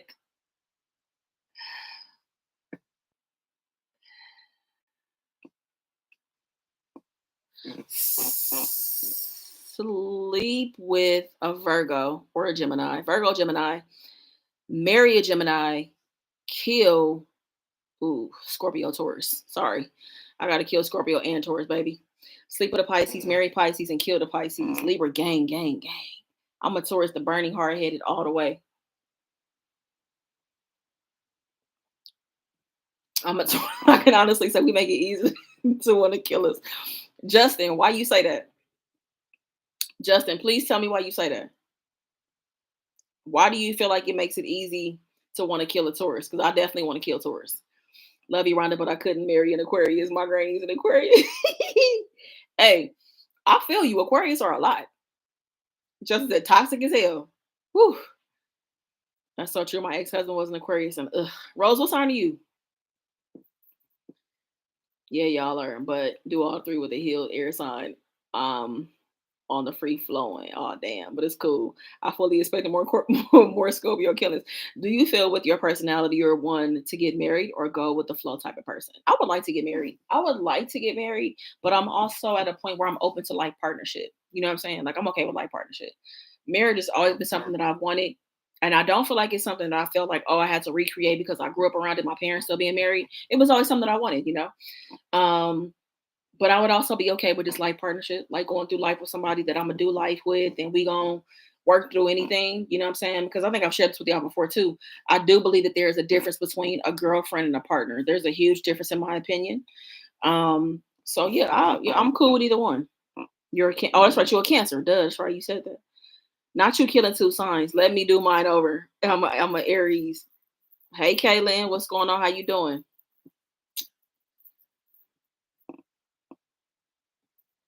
Sleep with a Pisces / Aquarius, kill Gemini, and marry a Cancer. I forgot a few. Life partnership is awesome. Like somebody you can first of like this is what I think about with life partnership. There's so much you have to like about somebody to want to do life with them, right? Love is important, but it doesn't keep a relationship together. So, and love can be up and down. But there's so many things you have to like about somebody to want to do life with them. You know what I'm saying? So think about the time you have to spend with them, the questions that you have to ask, the things you have to experience with that person to be like, damn, I want to do life with you. That's pretty deep. You know what I'm saying? Aquarius are a mess, but when they love you, they're nothing like it. Very eccentric. I think Aquarius people can be detached. Can be. I'm not a detached person anymore. I used to be. We can be very detached. We're kind of aloof. We're impulsive. Can be unpredictable. Can be temperamental. But on the flip side, also too, we're very creative. We're good listeners. We're social butterflies. We want to see the best in people. Like we're not really judgmental. Like I don't be judging people like shit because I be like shit. I might be in that same situation. I'm not saying I've never judged. I just don't think I'm a super judgmental person. You know. Why kill a Taurus? Because Taurus is a cow and cows are tasty and nutritious. Depending on if you eat beef like that, you feel me? And I'm not. I could do without cow. I could live without cow. I'm a Libra. Libras are low key, in my opinion. To me, Libras are the most low key sign. I think Libras are loyal, flexible, easy to adapt in any situation. Can get along with most people. I think that Libras are observant. Um, I think Libras also will go the fuck off on your ass though. Like I feel like Libras don't be fucking around. You know what I'm saying? Because they're so unassuming, and they'd be the person to go off on your ass and let you know what the fuck is going on. You know, all the Libras in my life, it's only a few. My main Libra that's in my life. Shout out to Courtney, it's my dog. Um, and me and Courtney been friends for like, I don't even know. It's been a long time. Courtney is a dope human being though. She a firecracker. Your daughter is a Libra. I love that explanation of partnership, but I feel like somebody would use that not to marry me. Some people just feel like they're not built for marriage, And I think that some people feel like they're afraid of how marriage will change them, maybe. You know what I'm saying? Like they're afraid of the things that come along with marriage, or maybe they just don't believe in it. Like, how you gonna force marriage on me when essentially partnership is the same thing for a lot of people? A lot of people view partnership as the same thing as marriage. I mean, the institution of a marriage comes with more things though, in terms of making decisions, health benefits and all that kind of stuff though too. You know what I'm saying? And making decisions ultimately. So that's why some people even go through with it. You know what I mean? Libras are go 100, 0 to 100. I'm a Virgo. Yeah, I say, yeah, that's what I think. I like Libras. I ain't got no problem with a Libra. I ain't never had a problem with a Libra. It's better to have a partner to walk with you in life side by side. It doesn't matter what race, color, sexual orientation, and or religious status. Just share the love. Well, I think it's okay to have preferences. I'm not anti-preference. I think it's great to have preference. Nothing's wrong with having a preference. You know what I'm saying? Like, don't get me wrong. You may have somebody that's totally out of what you expected. And I'll tell you this: people have given me grief on here about me preferring to date black women. I don't feel like anything's wrong with that for me to prefer to date black women. And people have been like, "But why you this, you blah blah blah blah blah blah blah blah blah blah blah." But if you're not a black woman, then there's certain things I can't explain to you, and there's certain things I don't want to explain to you either. That's just my preference because it's things that come along being a black woman that I feel like a black woman already understands. I ain't got to explain. I ain't got to break it down. You know how to navigate. You know how I feel. You can comfort me. You can just show up. Like, you know what I'm saying? And I don't want people to take that personal. That's just my preference. And I feel like there's nothing wrong with that. It's okay for you to have a preference. You know what I'm saying? So that's just my preference. And people like literally have like emailed me like, I can't believe you only want to date black women. Like, hi, I want to date black women. I'm afraid because maybe they won't love me enough to walk through life as these years pass. That's why it's divorce. Oh, so you're afraid of it not working. I've been called a racist for it. I like what I like. It's not being closed minded. It's just exactly, it's a preference. I prefer black women. Like my most of my life experience is black women. As a black woman, my mama is black, my cousins is black, my aunties is black, my grandma was black. Like it's just one proximity preference. Like it's just my life experience. And honestly, it's just shit that come along with being a black woman. It's a laundry list of things that come along with it. Honestly, for real. And it's not even on no racist type shit. Like I love everybody. Like everybody is welcome. I got love for everybody. It's just shit that come along with it. To me, partnership is deeper and honest. And honestly, marriage can be a transaction. I'm firm on partnership or marriage, having fundamental principles as business like and empire take over the world together. I think that's stuff when you can do that with your partner. It's just what I'm used to. It's just what I know. And like, can't nobody make me feel bad about that. Like I remember it was this one girl. She was a Latina woman. Y'all, she was going off on me. She was in my DMs like, ooh, ooh. She was just going, I had to block her ass. I was like, hold up. I mean, even if I was into whatever, I do want to be open and be free flowing. So I'm saying there could be somebody outside of that. Yes, this is just my preference, right? There are always the anomalies and the outliers, always, right? That could happen because you connect with somebody like that. But I'm like, you going off on me in my DMs is not gonna make me feel like I want to date you either. You know what I'm saying? Ayana, what's up? Welcome to the live. Welcome to the live. Welcome to the channel. Welcome to the GP fam. Happy Friday to you. I tried dating outside my race and it didn't work for me. So you tried it and it didn't work. It didn't work. And there's nothing wrong with having a preference, y'all. Is all I'm saying. Like, be okay with that. It's okay. What's up, B Nicole? I love how you say that without bashing other races. When some black men say that that they're dating white women, it always comes with a negative comment on black women. See, I don't believe in generalizing. I'm not going to generalize. The thing about it is, for a lot of black men that don't like black women,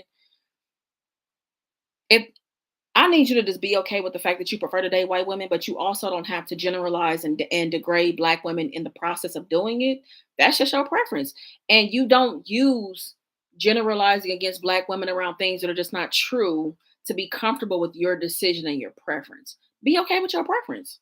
That's how I feel.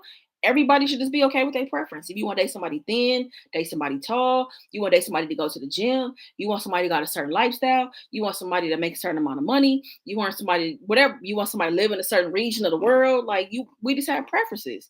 I think that it just naturally happens like that. You want somebody that's an introvert, you prefer somebody to go out all the time, you prefer it's so many preferences. You know what I mean?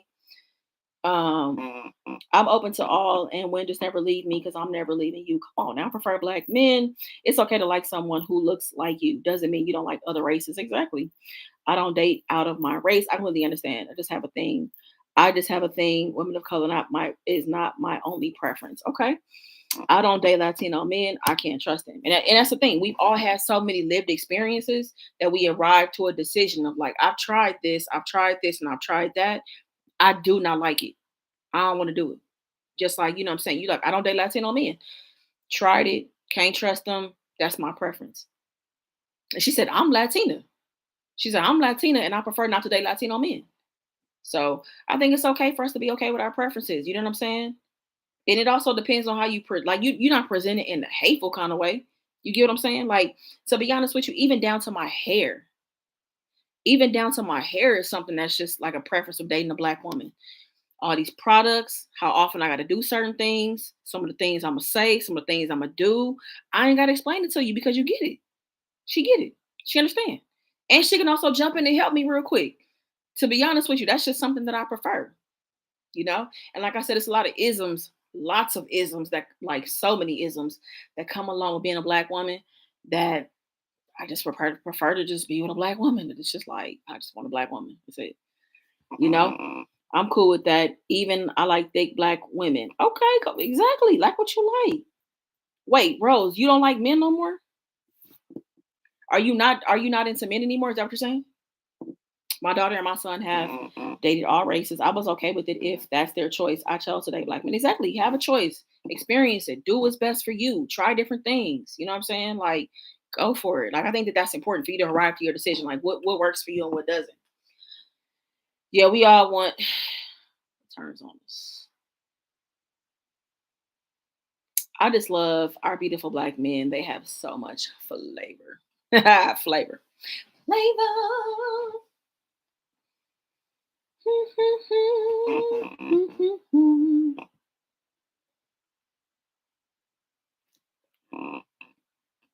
Mm, mm, mm.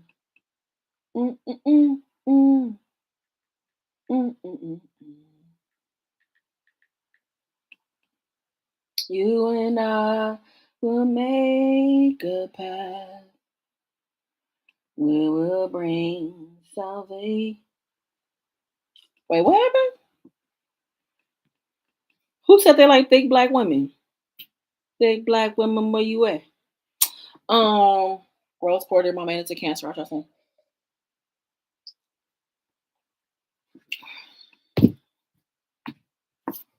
Okay, so I'm not trying to wrap up, but while we in here, y'all, tell me some things y'all want me to talk about. Somebody, was it Ashley? I think her name was Ashley. She gave me a topic. She was saying, I want to deep dive, like, do create content more on the real talk side of things. So somebody talked about, like, being insecure and like projecting. Like you're in an insecure place in your life, and you start to project on certain things. So please, by all means, tell me some topics that you guys want me to talk about. Um, want my opinion about whatever. I mean, get the opinion about the GP fan, because when I make the video, I love it when y'all get in the comments and give y'all perspective as well. So what topics y'all want me to talk about? I would love to talk about that. That's cool, Virgo, Cancer. All my besties are Virgo. Virgo, Cancer are soulmates. For real? I never thought I would marry outside my race, but here I am 17 years later. Yeah, that's what I'm saying. Things happen for sure. Things happen, outside of your preference or what you're used to. It can definitely happen. And I'm an in the flow kind of person. You know what I'm saying? Adult mean girls. Oh, that's a good one. That's a good topic. I know exactly what you're talking about too. Okay.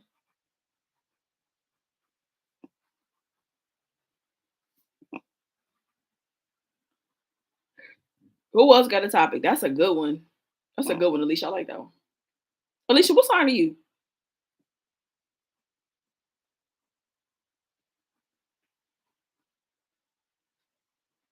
And speaking of preference, we talked about this the other day too.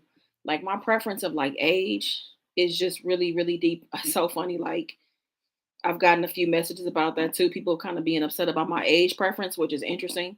But I really feel like the dating young people, and it's nothing against younger women. It's just I just feel like it wouldn't work out.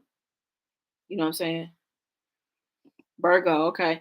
I just feel like it would not work with younger women. And look, younger women be like, "What's up, Rhonda?" They ain't got no problem shooting they shot. And I'm not mad at that. I am not mad at that. But I just feel like it wouldn't work. Jealousy within her, okay.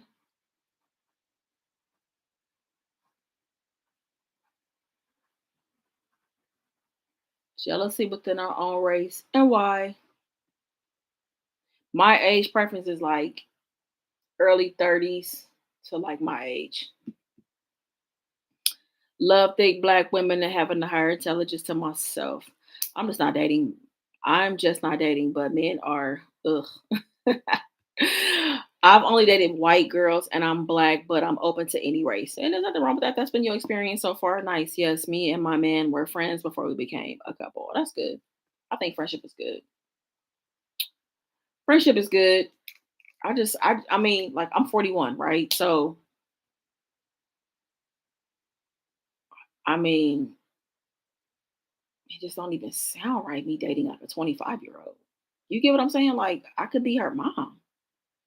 And I'm also not saying that 25-year-olds are not mature. There are some, but I don't even care what you've accomplished up until 25. I still feel like there's things that you have to go through, like lived experiences and things you have to like really experience like head on to just like know how to handle. And I don't want to feel like I'm projecting my life experiences onto other people. You know what I'm saying? Telling you how to handle it. It's like you need to go through that. You need the chance to go through that. Go to the club, like hang out all night, whatever. You know, I'm not a club person, so I'm not even gonna want to hang out with you at the club. Body disorder and plastic surgery. Okay,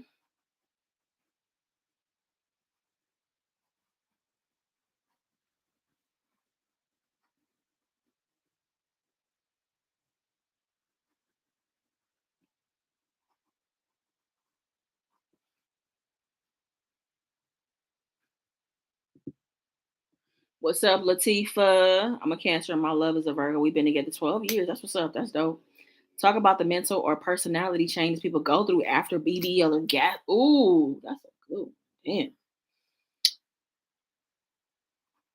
I have to research some of this stuff. Some of this stuff I don't know about, but that's good. I like to research. Personality changes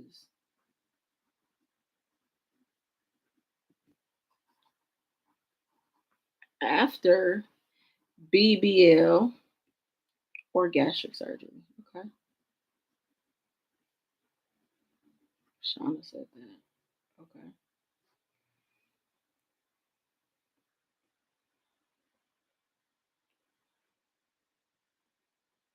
Dating while practicing celibacy. Ooh, okay.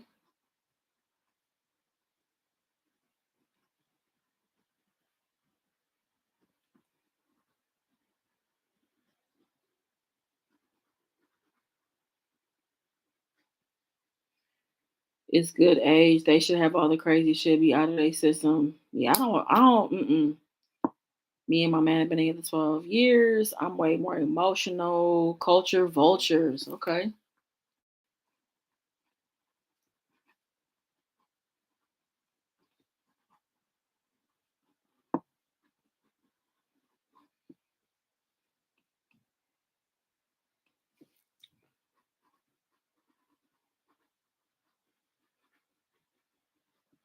Let me give you notification for people you didn't sign up for, but for the ones you did, you get nothing. That's how it is, Miss Lane Queen. That's how they do. Like the wait, Lordy Lord reference Sierra and Russ the calls, Meg and Devon. No, too judgmental. What you think about that? People had a lot to say about that. You think that people think that Meg and Devin's relate or Devon, I'm sorry, Devin, that Devon's relationship wasn't a success? Do you feel like their I feel like their relationship doesn't mean that their relationship wasn't a success because they got divorced. I don't think that. I'll be there. Don't you know, baby? Yeah, yeah. I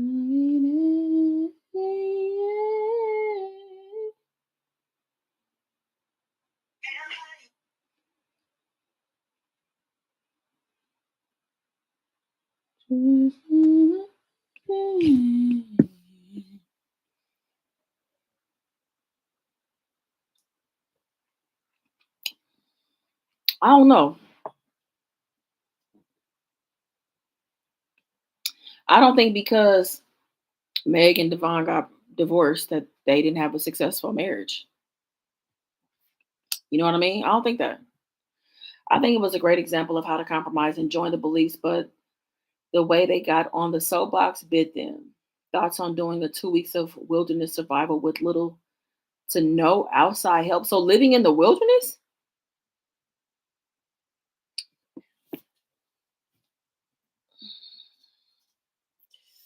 Whew.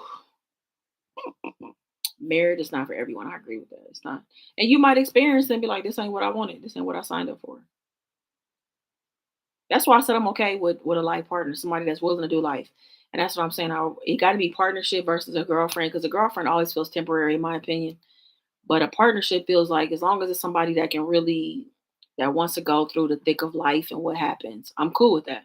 We don't have to get married. Devon and Megan. Megan is an actress, and Devon is ain't he a minister? He's in the church to some degree, right? He's a minister, but also he was a Sony executive, like a film executive at one point too, or it still is. And they ended up getting married, and they had this book called The Wait about like taking sex off of the table until you get married, and then they ended up getting divorced and all this stuff. So people felt like, how could you put out this book about the wait, but then not you guys get divorced? I don't feel like that you didn't have. I don't feel like you necessarily had that your marriage wasn't successful because you got a divorce. I don't view it like that. I don't think so. Megan a freaking she need a hood nigga. She might. I might that might you might be right, Rose. Like that life may not be for her. You know what I'm saying? That life might not be for her. You know, the first lady wife, I mean the first lady life might not be for her. So you might be right. That she needs something different.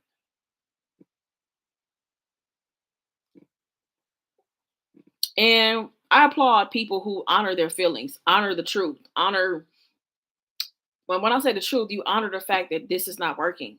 So many of us want to continue to put on and, fight for something that is just dead, you know? Topic: how comfortable are men and women in asking for blood work before ever sleeping with anyone in this day and time? So like getting like so doing like so getting tested before sex, is that what you're saying?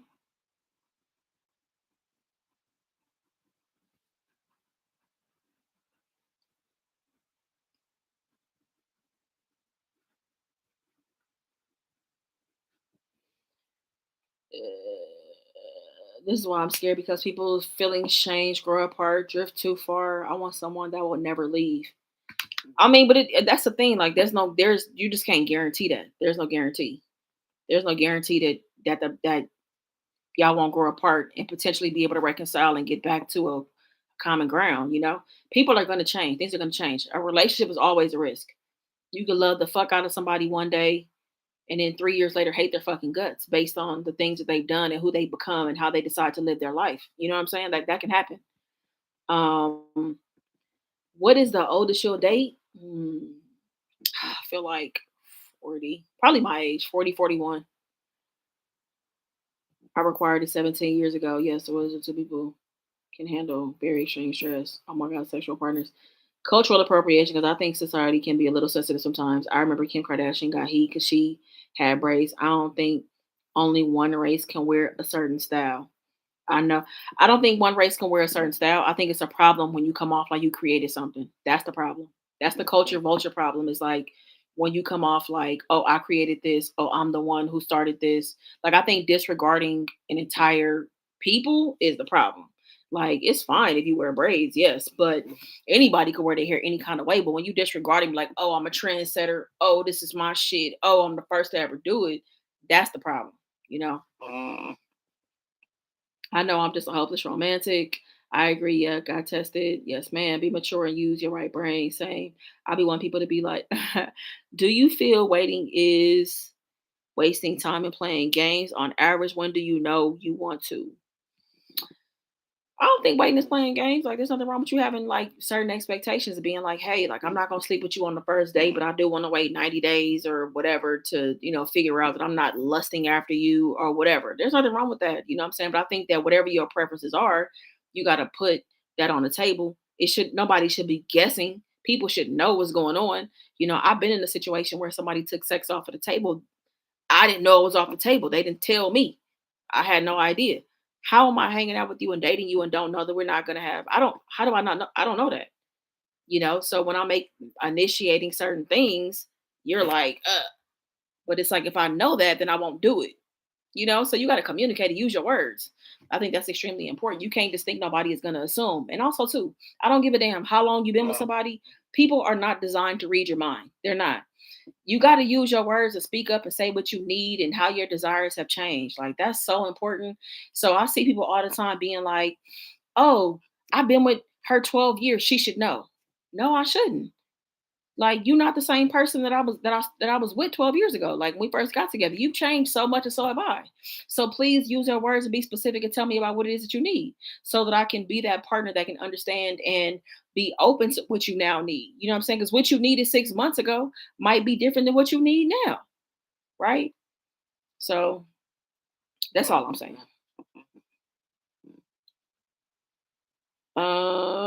Boxer words like that. She called Bray something else, and that's why they were mad. But I love Kim. I speak up for myself now. Good advice. I mean, Kim. I don't even know what to say about Kim Kardashian. I don't really have an opinion.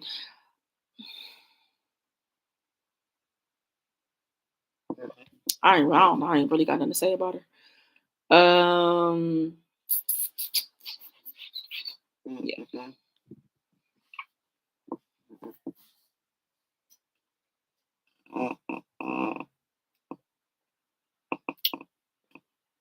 No more wine. I'm sad.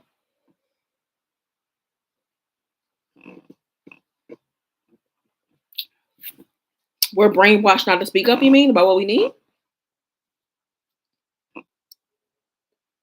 My man is 2 years younger than me, but he's mature. You think we're brainwashed not to speak up for our needs? Damn, that is so traumatizing. I'm so guilty of that, Rhonda. I'm telling you, like, that's a game changer. If you go to your partner and be like, hey, can we talk? Can we talk? And in that conversation, you tell them, like, you know what? I've really been reflecting and connecting with myself. And I realized that, that I really need you to, what I'm saying? Like quality time was really important to me before, but I realize now that words of affirmation are extremely important to me. So I need you to tell me that you love me or that you miss me or that you're thinking of me or, to tell me that when I'm doing a good job or, to talk about the things that I'm doing. I realize how important that is to me. I realize how much that makes me feel like that lights me up on the inside. That really makes me feel like we're connected, right? You know how much of a game changer that is?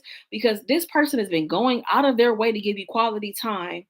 And now that that is no longer important to you, and now you feel like this person is going a whole nother. That's how sometimes people grow apart because people are just not communicating their needs and how they've changed, right? So I'm saying, like, however, whatever you've seen done before, take it upon yourself to like do something different in your relationship. Don't believe the hype. Stay within your relationship and communicate. Use your words. Tell your person how you're feeling, what you need done, what could be different, what is not working, what you'd like to try, what you want to explore, how you feel. Like the power of communication can save your relationship because people just don't know. They don't know.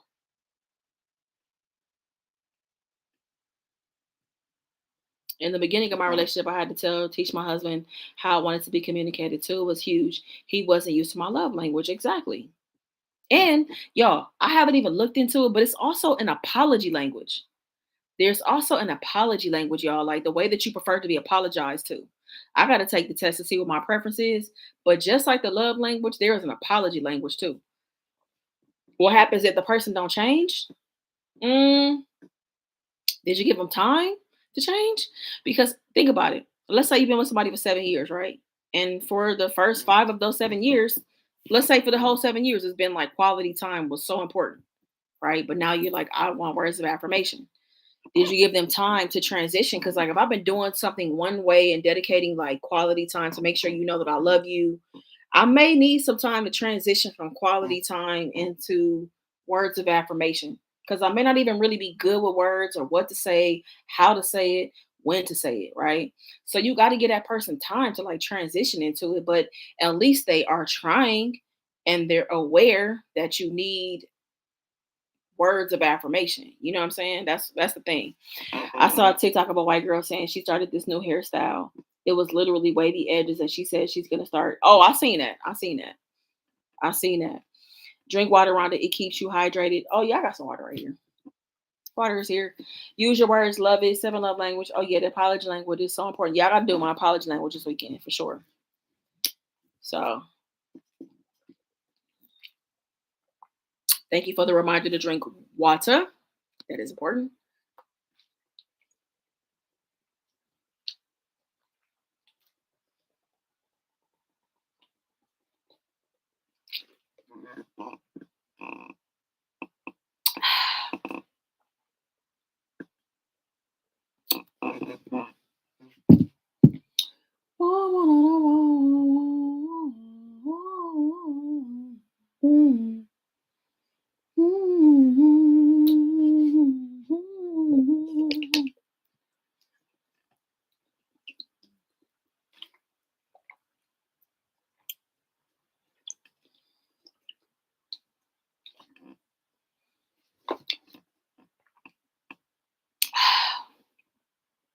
What's up, Andrea? What's going on? How you doing? I had someone tell me I apologize too much. Were you being very passive in the relationship? Like, were you always like, "Oh, I'm sorry. I'm sorry, I did this," or "I'm sorry, can you?" Like, were you leading your like, were you leading with "I'm sorry" all the time? Is that what was going on?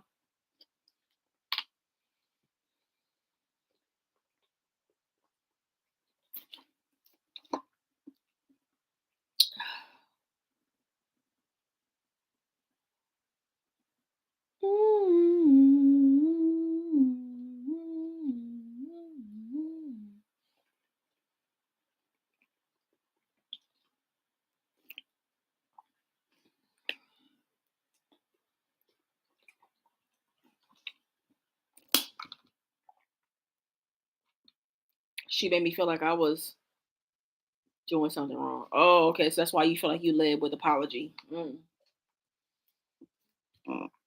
Did you tell her that? That you felt like she was making you feel like you were always doing something wrong? Communication in a relationship will evolve throughout my husband and I are celebrating 15 years of marriage this July. We're still learning new things about each other. Absolutely, because you just gonna be different. You just gonna change. Like you're not the same person that you were 15 years ago. Or at least I hope you're not. I mean, some people are the same for 15 years. We always have to learn that we shouldn't have the change to change who we are for other people. Maybe y'all just not good fit for each other.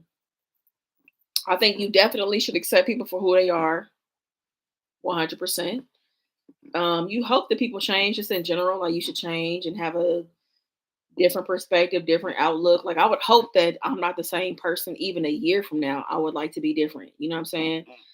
You shouldn't go into it want to change people now. You got to accept people for who they are. For sure, I agree with that.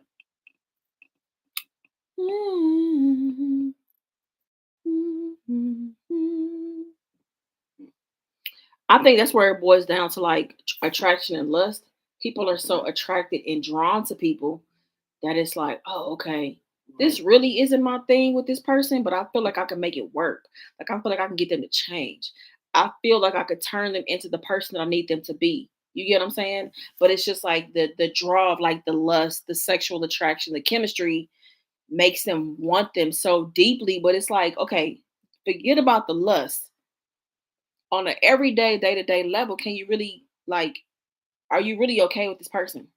Day to day if they don't change these things you wish they could change. You know what I'm saying? Because that's the thing. Look, people get so caught up in looks and stuff like that. Looks and ooh, like, ooh, this person, ooh, ooh, ooh, ooh, ooh. Nah, you got to go deeper than that. I had to separate from her. It was like she treated everyone better. Damn. I'm so shy of comfortability that someone gives me will open me up. My ex-husband doesn't talk a lot, and nothing I did or say was going to ever change that. And I had to understand that either something. Because like for me, I need somebody that's willing to communicate. You also can't be boring. I can't be with nobody boring. I don't give a damn what you got going on. I don't care where you work. I don't care who you know. I don't care how much you travel. I don't care how much you weigh. I don't care what you wear. I don't care what you drive. I cannot be with somebody boring. I cannot. Ugh, I can't do it. If I don't, and these are very small things, y'all. Like, not small, because you might just be a boring person. I don't know.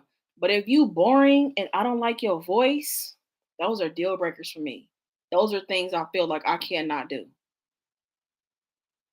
Yeah, I can't change your voice. I cannot make you not be a boring person. So those are things I know that are important to me. So if you boring and you got a voice I can't deal with, it ain't gonna work. I don't care what you talking about. It ain't gonna work. Can't do it. Not gonna do it. I can't do it.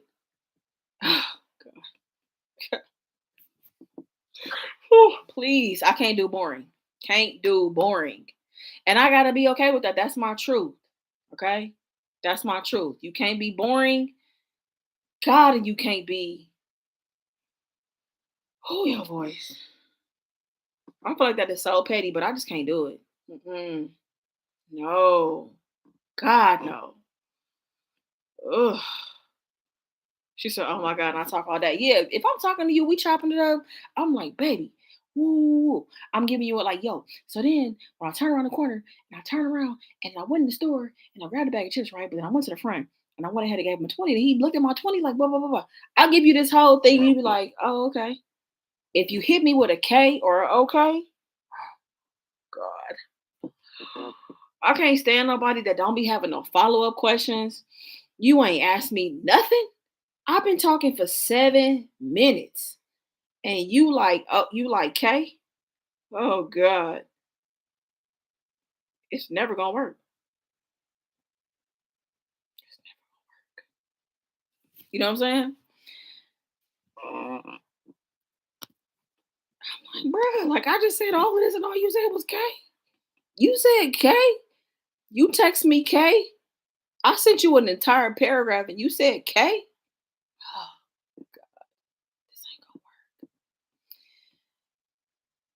It can grow on you though. I just like repetition, the same things over and over. Food, places, convo. I feel that the sex was amazing, but other than that, he was boring as fuck. She's like, I'm good. That's what I'm saying. Like, sex is cool, but it can't save a relationship. It cannot. Mm. When you don't ask me questions, it makes me feel like you're not exactly. If we're strangers and you're just like not asking anything, you're not elaborating, like you ain't trying to go deeper, you keeping shit way surface, like you're revisiting the same thing. I'm like, you don't like me. You can't like me. Shit. Because the thing about it is like the conversation, the intellect, all of that is gonna make me want you even more. You know what I'm saying? Hey. Are you at work right now? Booski, you working? It's like, damn, show me something. Like, god damn. Fuck.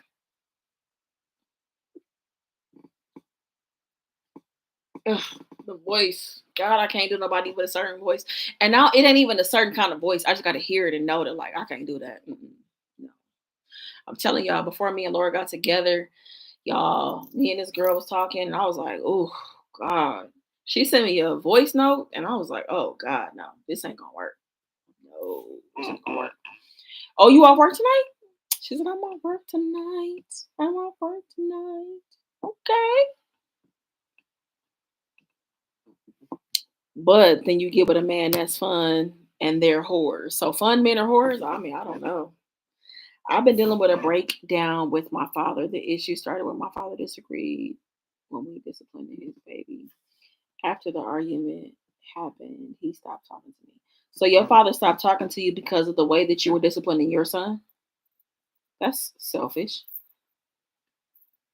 And he started lashing out, like pulling my wedding plans, impounding my car, reporting my phone stolen, telling my landlord to raise our rent. He didn't like that. What? Why would you do that to your child?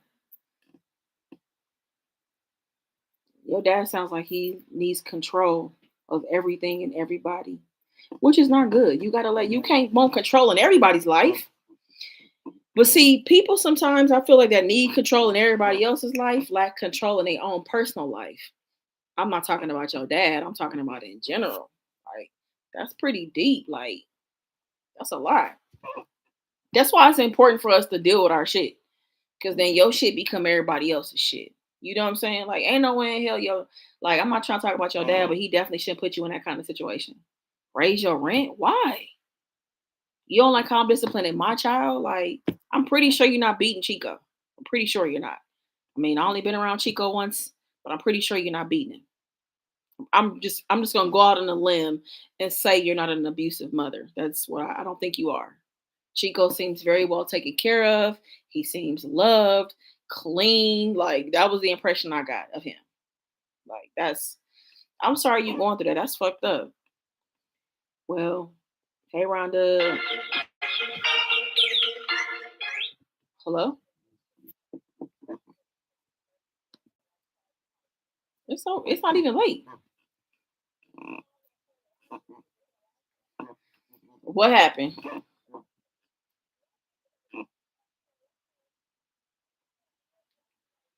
So what you about to do?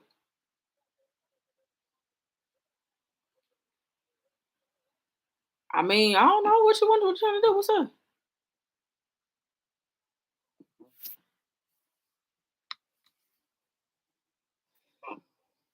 Hmm. Well, wait, what happened? So what kind of run? Okay, at what time? 6 p.m. Oh, okay, what time? I mean, not what time. Tomorrow. So are you?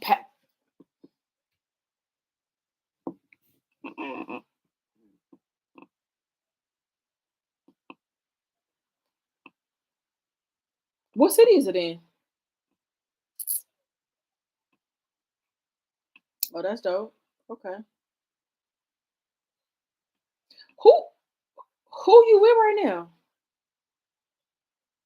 Oh, tell Chase I said what's up.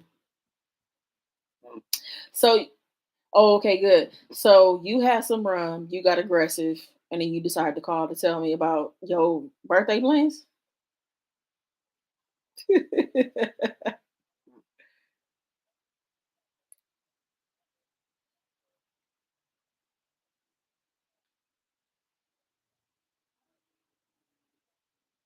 Well, if you met her, okay, but I mean, is that your? That's what I'm saying. Is that your birthday plans? Like, let me know.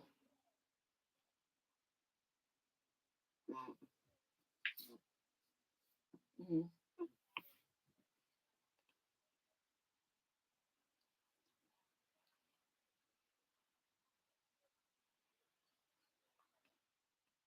Who is everybody coming tomorrow or what? So it's just you and Chase?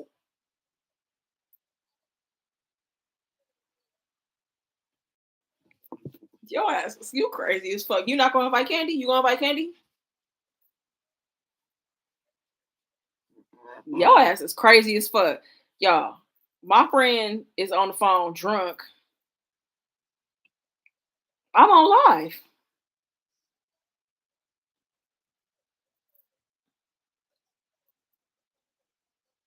Well, no, it's fine. But did you make a reservation for it? How many people you make the reservation for? Oh, okay.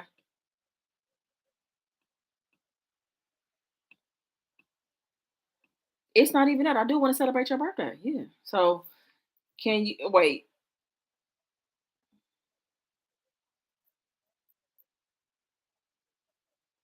Well, what? Oh, you trying to go on the 29th? Wait. Hold on. Hold on. Hold on. Hold on. Hold on. Your ass is crazy as hell. Wait, hold on. Let me pull up my calendar real quick. Shut up. Wait, you trying to go on the 29th on a Tuesday?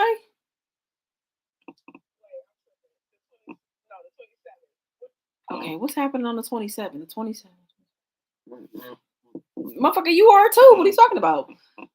Uh, okay, wait, hold on. But hold on. What's the 27th?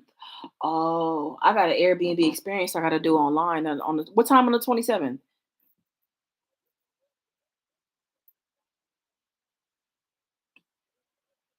Oh, my thing is like at 12 or 1 o'clock, but I got to be on Zoom like to do it for like an hour and a half, 2 hours. Okay, but still, let me wrap. Okay, so tomorrow at 6 p.m., but it's in Inglewood. You never been? All right, I'm gonna come because it's your birthday. I'm coming. Yeah, I'm coming. Okay, but can you send me the name of the place though so I can look at it and stuff too? Okay. All right. Okay, yeah, send it to me now. All right. All right, love you too. Okay, y'all get home safe, okay? All right, bye-bye. All right, y'all. Sorry about that. Sorry, my friend wasn't gonna celebrate her birthday, but then her birthday, like, then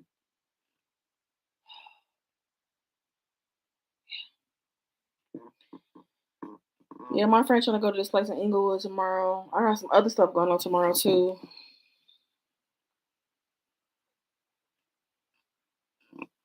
So we're 100% making that combo.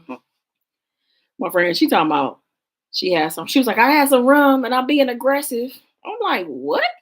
Her birthday was yesterday. It's 9 p.m. I want to go to Alaska.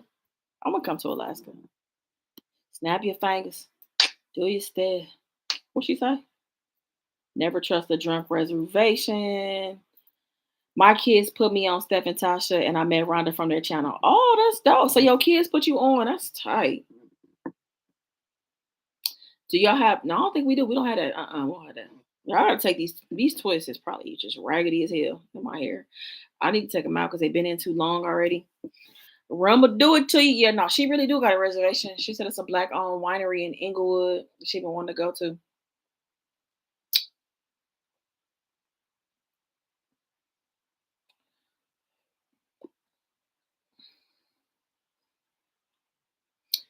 Let's get drunk and forget what we did. I'm gonna buy you a drink.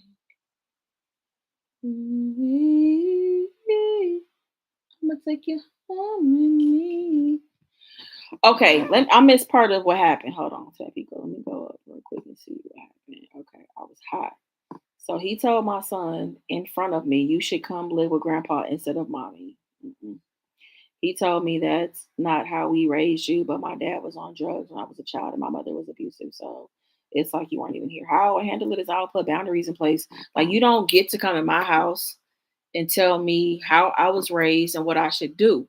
Because the thing about it is how we were raised is very different than what's going on now. Things have changed and shifted dramatically. You know what I'm saying? The world is very different. So people want to hand down generational things and it just doesn't work all the time. You also can't tell nobody how to raise their kids. So if my dad came at me like that, he probably wouldn't be welcome at my house, more than likely. I'm gonna set a boundary and I'm gonna stick to it because it benefits me and my entire family. And you can't undermine my parenting. Okay. This is my child and I make the rules around here. This is my house. Okay. Period. Ain't nobody coming in my house and running my house. Ain't nobody doing that. Especially when I'm a good parent, like I'm here doing the things need to be done. You know what I'm saying? Like I'm really present in my child's life, and I'm a good parent. Like you step in when there's a problem. You don't get to project and try to insert yourself into my child's life because maybe his thing too is that now since he wasn't there for you, he now wants to try to be there for the kids in a different kind of way. But that's not don't worry about that. Nope. Put a boundary in place. That's what I say. Put a boundary in place and stick to it. You and some and down. It don't matter. Everybody can get it. Anybody can get it. I don't care who it is. I put a boundary on anybody. It don't matter. Boundaries. Boundaries have no limits. Shit, fuck that. Nah, I definitely would be like, I ain't playing that shit. Like, you're not, this is not your household. You cannot come in here and do what you want to do. No. Bye. See ya. You can't come in here with that shit. You got to come respectfully into my house. Now, look, I don't mind hearing people out. I could be open to suggestions. Okay. But you can't tell me about what used to work and how I used to do, and that ain't how you was raised and blah, blah, blah. You can't hit me with that when I'm being a good parent. You know what I'm saying? Nah, fuck that. I'm just making it to the live. I can't wait to watch this from the beginning. What's up, Ashley? Ashley. Thank you for the suggestion earlier too. Yes, please watch from the beginning. We did story time. We did all kind of. This almost been 3 hours. I ain't did a 3 hour live in a minute. Tampico, I thought I was getting flued out to be a great auntie. I'm ready. Ooh, a donut sounds delicious. I want a taco. Taco sounds so good. But yeah, no. On a serious note, Tampico, because I know that you're a good mother, I've seen you with your children. I don't think that you were putting on. I've seen how you are in your household. I've seen how much your kids mean to you. I've seen you in action. So I'm also speaking from a place of I've seen the kind of mother that you are. And I don't think it's fair people got to project and insert themselves into people's lives. And people feel like they can do it because of the title that they hold in your life. I'm your dad. So you need to listen to me. No, I'm an adult with my own family. And I'm going to always do what's best for me and my family. Period. Like never compromise that. Don't let people bully you or push you into their ideals and their beliefs, and also push them into their comfort. Like your father may be wanting to feel comfortable and like, well, I wasn't there to be a dad, but I'm a granddad. Look, you got to deal with that on your own. Okay. You deal with your demons in terms of you not being around and raising me on your own. That ain't got shit to do with me. You do that on your own. So that's what I think. That's my opinion, baby, because I'm gonna lay these boundaries down on anybody. Anybody could get it. And I mean that. Ain't nobody gonna come in my house running my house. Can't nobody come in my house running my house. Put your ass right on out. Bye. Exactly. I told him it would have been nice if he pulled me aside and had a conversation, but like saying stuff, no, it's not cool. It's not okay. You can't come in here and undermine people like that. And I know, Oscar is a great dad too. I could tell. I know he is. I see how much he loves the kids. I see how much he loves you. Mom and dad too. I wouldn't change it for the world. Since you said tacos 2 hours ago, I have some ground turkey and fixings in the fridge. That sounds delicious. My dad kept crossing boundaries and I finally cut him off going on 2 years apiece. You have to. People got to know how much you're serious about your peace. People keep on, anybody keeps on allowing what you let them do. Parents, siblings, neighbors, sisters, uh, other parents, whatever. People will keep on doing what you allow them to do. You know what I'm saying? Giving birth to a whole ass level on its own. You got to. Like, now that I understand what peace looks and feels like, I will have peace by any means necessary. And nobody can come and disrupt my life like that. Especially when I'm not like again, please come and check me if I'm not being a good parent. By all means. I welcome it. Like, because the kids deserve better than that. But if I'm being a good parent and I'm loving and I'm doing the things that need to be done, don't come and start your bullshit over here. Bye. No. No. And that's I'm a kind of person, I'm open to suggestions. Like, how can I give these kids the best life ever? Right? Some suggestions ain't gonna work. But you can't just insert yourself in my life and tell me I'm not a good parent and that ain't how you were raised and that's how I did it. No. Sorry. It's a new day. Got to go with all that. Ain't nobody finna be in my house running my house like that. Hell no. I'm taking that shit from nobody. I'm gonna tell you that right now. Can't nobody be in my house running my house like that. It ain't nothing to cut that bitch off. Hey, do it. You're the man. Oh, tell them what them done. Oh, hey, what he say? It ain't nothing to cut that bitch off. Hey, hey. Woo. I'm still learning with parents. They took me to court for my oldest, and I promise you I sold them for what? It's just up because we're really close, like you and your mom. So, like, imagine having a fallout with your mom and having to put a boundary.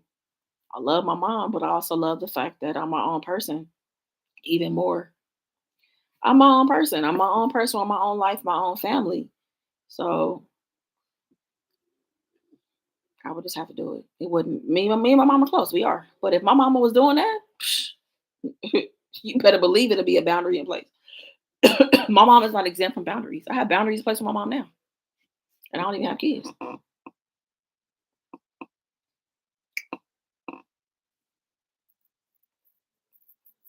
Yeah, that's what I'm saying. Like, of course, like, of course, I'll listen to my mom if she has a suggestion or something I could do different. But just being like, well, Rhonda, you need to do this and you need to do that. No, you can't come to my house. Well, come on, mom. You got to respect me as the mother of these children and as their parent. You can't just be in here like, well, this is how it needs to be and this is what they need to do. You know what I'm saying? If I have boundaries around my children's diet, like everything, all of that needs to be respected. Like if I like, what if I decide to raise my kids vegan? My parents are everybody's gonna have to respect that. My children are vegan, so please do not give them meat products. That'll be a problem. That is a boundary. They literally have a diet restriction. That is my preference and what I decided to do as their mother. Please respect that. You know what I'm saying? So whatever works for you, whatever you and Oscar have come up with, whatever is right for your household, that needs to be implemented. So whether they're going with your friends, whether they're with their aunties and uncles, whether they're with their godparents, like those things need to follow everybody. You know what I'm saying? You have to. It says, Rhonda, it took me 6 months to trust my own family with my oldest after court. I believe that. That's tough. That is tough. I needed to hear this. I feel guilty when I express my boundaries to my mom and have distance to myself when she doesn't respect them. You got to speak up, say it loud and proud. You know, your mama, number one, has to respect you as an adult. I know that she views you as her child, right? I'm my mama's baby. I'm her only baby. However, I'm 41 years old. I'm going to make my own decisions, especially when it comes to my children. So you just got to speak up loud and proud. You know what I'm saying? See, the thing about it is boundaries are new, I feel like, for the older generation. Boundaries are new. So they need to hear it, understand it, process it, and accept it. Like, I can't do this, this, and this.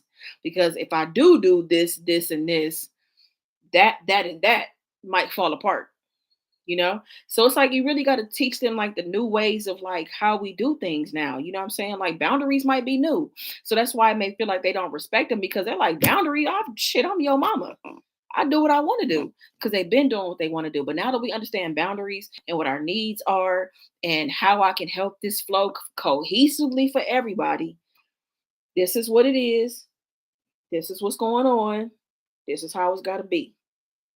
Put your foot down. Put your foot down. We got to put our foot down about it. You know what I'm saying? Because we're learning new things. We're breaking generational curses. We have a new understanding. We have a brand new perspective. We understand how this benefits everybody by having this boundary in place. You know what I'm saying? That's exactly what it is. Boundaries are new to them. Exactly. They're so quick to call it being disrespectful, but it's not. It's not disrespectful at all. Yes, ma'am. And that's what got me. Didn't have boundaries with my parents until court, and now they know I'm mom. Yeah, I mean it's not easy. Yes, they feel like everything is. It's not easy. It's not easy, but it got to be done. You know what I'm saying? Like it got to be done. Like mom, you can't pop up. Um, you can't feed the kids this. Here's why I'm saying like, please call me before you come over. I don't mind you coming over. Of course, like my house is your house, but please let me know when you're on the way. And I need that because like I want to be in a certain space. You know, I want to be in a certain place when you come over. I don't like people just popping up on me. You know what I'm saying? It gives me anxiety when I hear the doorbell go off like that and I don't know who's on the other side. So I want to be able to prepare and understand that you are on the way to my house. Is that fair? Right? Because I just got off work and now, you know, I want to be ready and be in the right headspace to receive you. You know, is that fair? That's fair. Just call me. It's all I ask is a phone call. It's to say I'm on the way over. Just don't pop up though. Please don't. That's fair. It's not asking a lot. And I feel like that we gotta break it down like that to be like, this ain't got nothing to do with you, but this has got everything to do with me. Okay? This ain't got nothing to do with you, got everything to do with me. This is what I need. These are my needs. I now understand what I need. So meet me halfway on that. Good to know I'm not the only one like that, Rhonda, because that's me. Just meet me halfway on that. I'm not asking a lot. I don't mind you being here, but just let me know. Just tell me you coming over, please. I don't want nobody popping up my house. And you included, mom. I don't want nobody popping up over here. Please. Don't pop up at my house. And that's fair. It's a reasonable request. You know what I'm saying? Just communicate. Just say what it is. This is what I need. This is why I need it. You know what I'm saying? I feel like that's completely fair. 100%. I don't feel like that is unreasonable.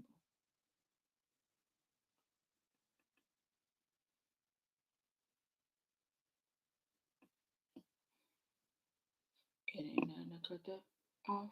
Hey, hey, get a man. My aunt, who was evil to me, be popping up at my house. I blocked her and my grandma. Hey, that's a great way of putting it. It's got everything to do with me, what I need. Yeah, so this ain't mom. This ain't got nothing to do with you. It's just really evil. Like with reporting my phone stolen, like it just shows how careless he is. I have kids, and you gonna block my phone? Can I pay the bill for it? I have no way to contact nobody because he's just being self centered, being selfish, controlling. Clearly, there's some other things your dad got to work through because like who does that? Why would I do this to my child?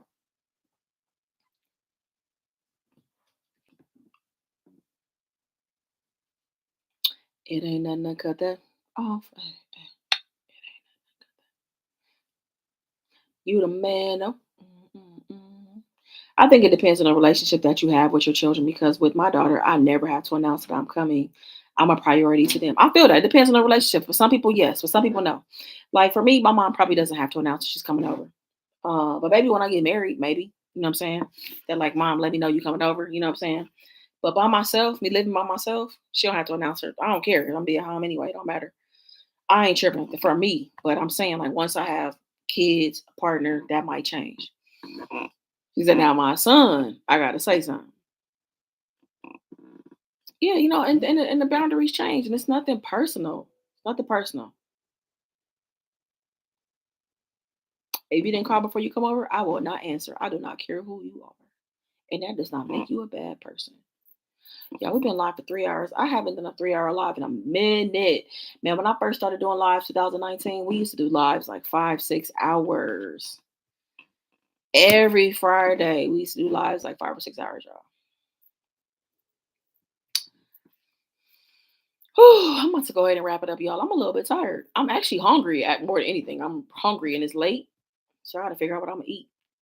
I hope you guys enjoyed the live. If you did, please be sure to give it a big thumbs up. Thank y'all for so much for dating. I'm dating. Not dating. Donating to the channel and also donating to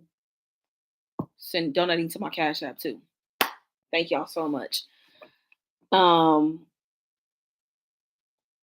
this old gal, I've missed the GP family. We missed you too. I'm glad you can make it through, Brandy. I hope you guys enjoyed it. We talked about a lot of great things. This was fun. It's a great way to start the weekend. What will you be eating? I have no idea. If you want to donate, trust me, it's no pressure at all. But if anybody wants to donate, I think the best way is Cash App because YouTube takes 40%. If you want to donate, my Cash App is I do the right thing. It's too late for me to eat. It's 1:27. I mean, it's late right now, but I need a little something. I haven't eaten in hours, and I had wine, so I want to make sure I'm good in the morning. So I'm about to go eat me a little something. So thank y'all for listening to Story Time, giving me real time feedback. That was dope. I'll do more story times if y'all enjoyed that. If y'all enjoyed it, I'll do more story times live, but also record them as well for those that missed the live. I'm gonna go back and put timestamps on this one as well. So if anybody is watching for the first time, you'll be able to see what the story times are. So what's up, Royletta? Food is life. Thank you. Love it. Thank you so much. What's up? Thank you for coming through, Liz. I appreciate you coming through, Rose, Dominique, Brandy, Chanel, Smalls, Armanda, I'm sorry. Pam, thank you for coming and hanging out. More story times. More story times on the way. Thank you, Lene. What's up, Samar? Samar, you been here the whole time? Or you probably at work. What's up, Samaria? Or good night, Samaria. I appreciate y'all coming through and hanging out. I appreciate you. Y'all have a good night. Get some good sleep. Have a great weekend. Kick your feet up. Read a good book. Binge watch a series. Meditate. Sleep in. Take a nap. Cook a new recipe. Do something for yourself this weekend, y'all. Thank you, Ashley. I appreciate it. I appreciate it. I appreciate it. Thank you, Pam. Thank you, Rhonda. Thank you, Isaiah. I know I'm saying your name wrong. Oh, you've been listening from work. Okay, got you. Well, thank you for listening. I appreciate you. All right, y'all take care. It ain't nothing to cut that. Mm, mm, mm, mm, mm, mm. All right, y'all. I'll see y'all soon. Y'all take care. Love you. Thank you for coming through, Manuel. Bye, y'all. Yes, please be good to yourself. Please. Be well, rest well, Rhonda. Thank you, Smalls. I appreciate it. Thank you, Royletta. Bye, y'all. See you soon.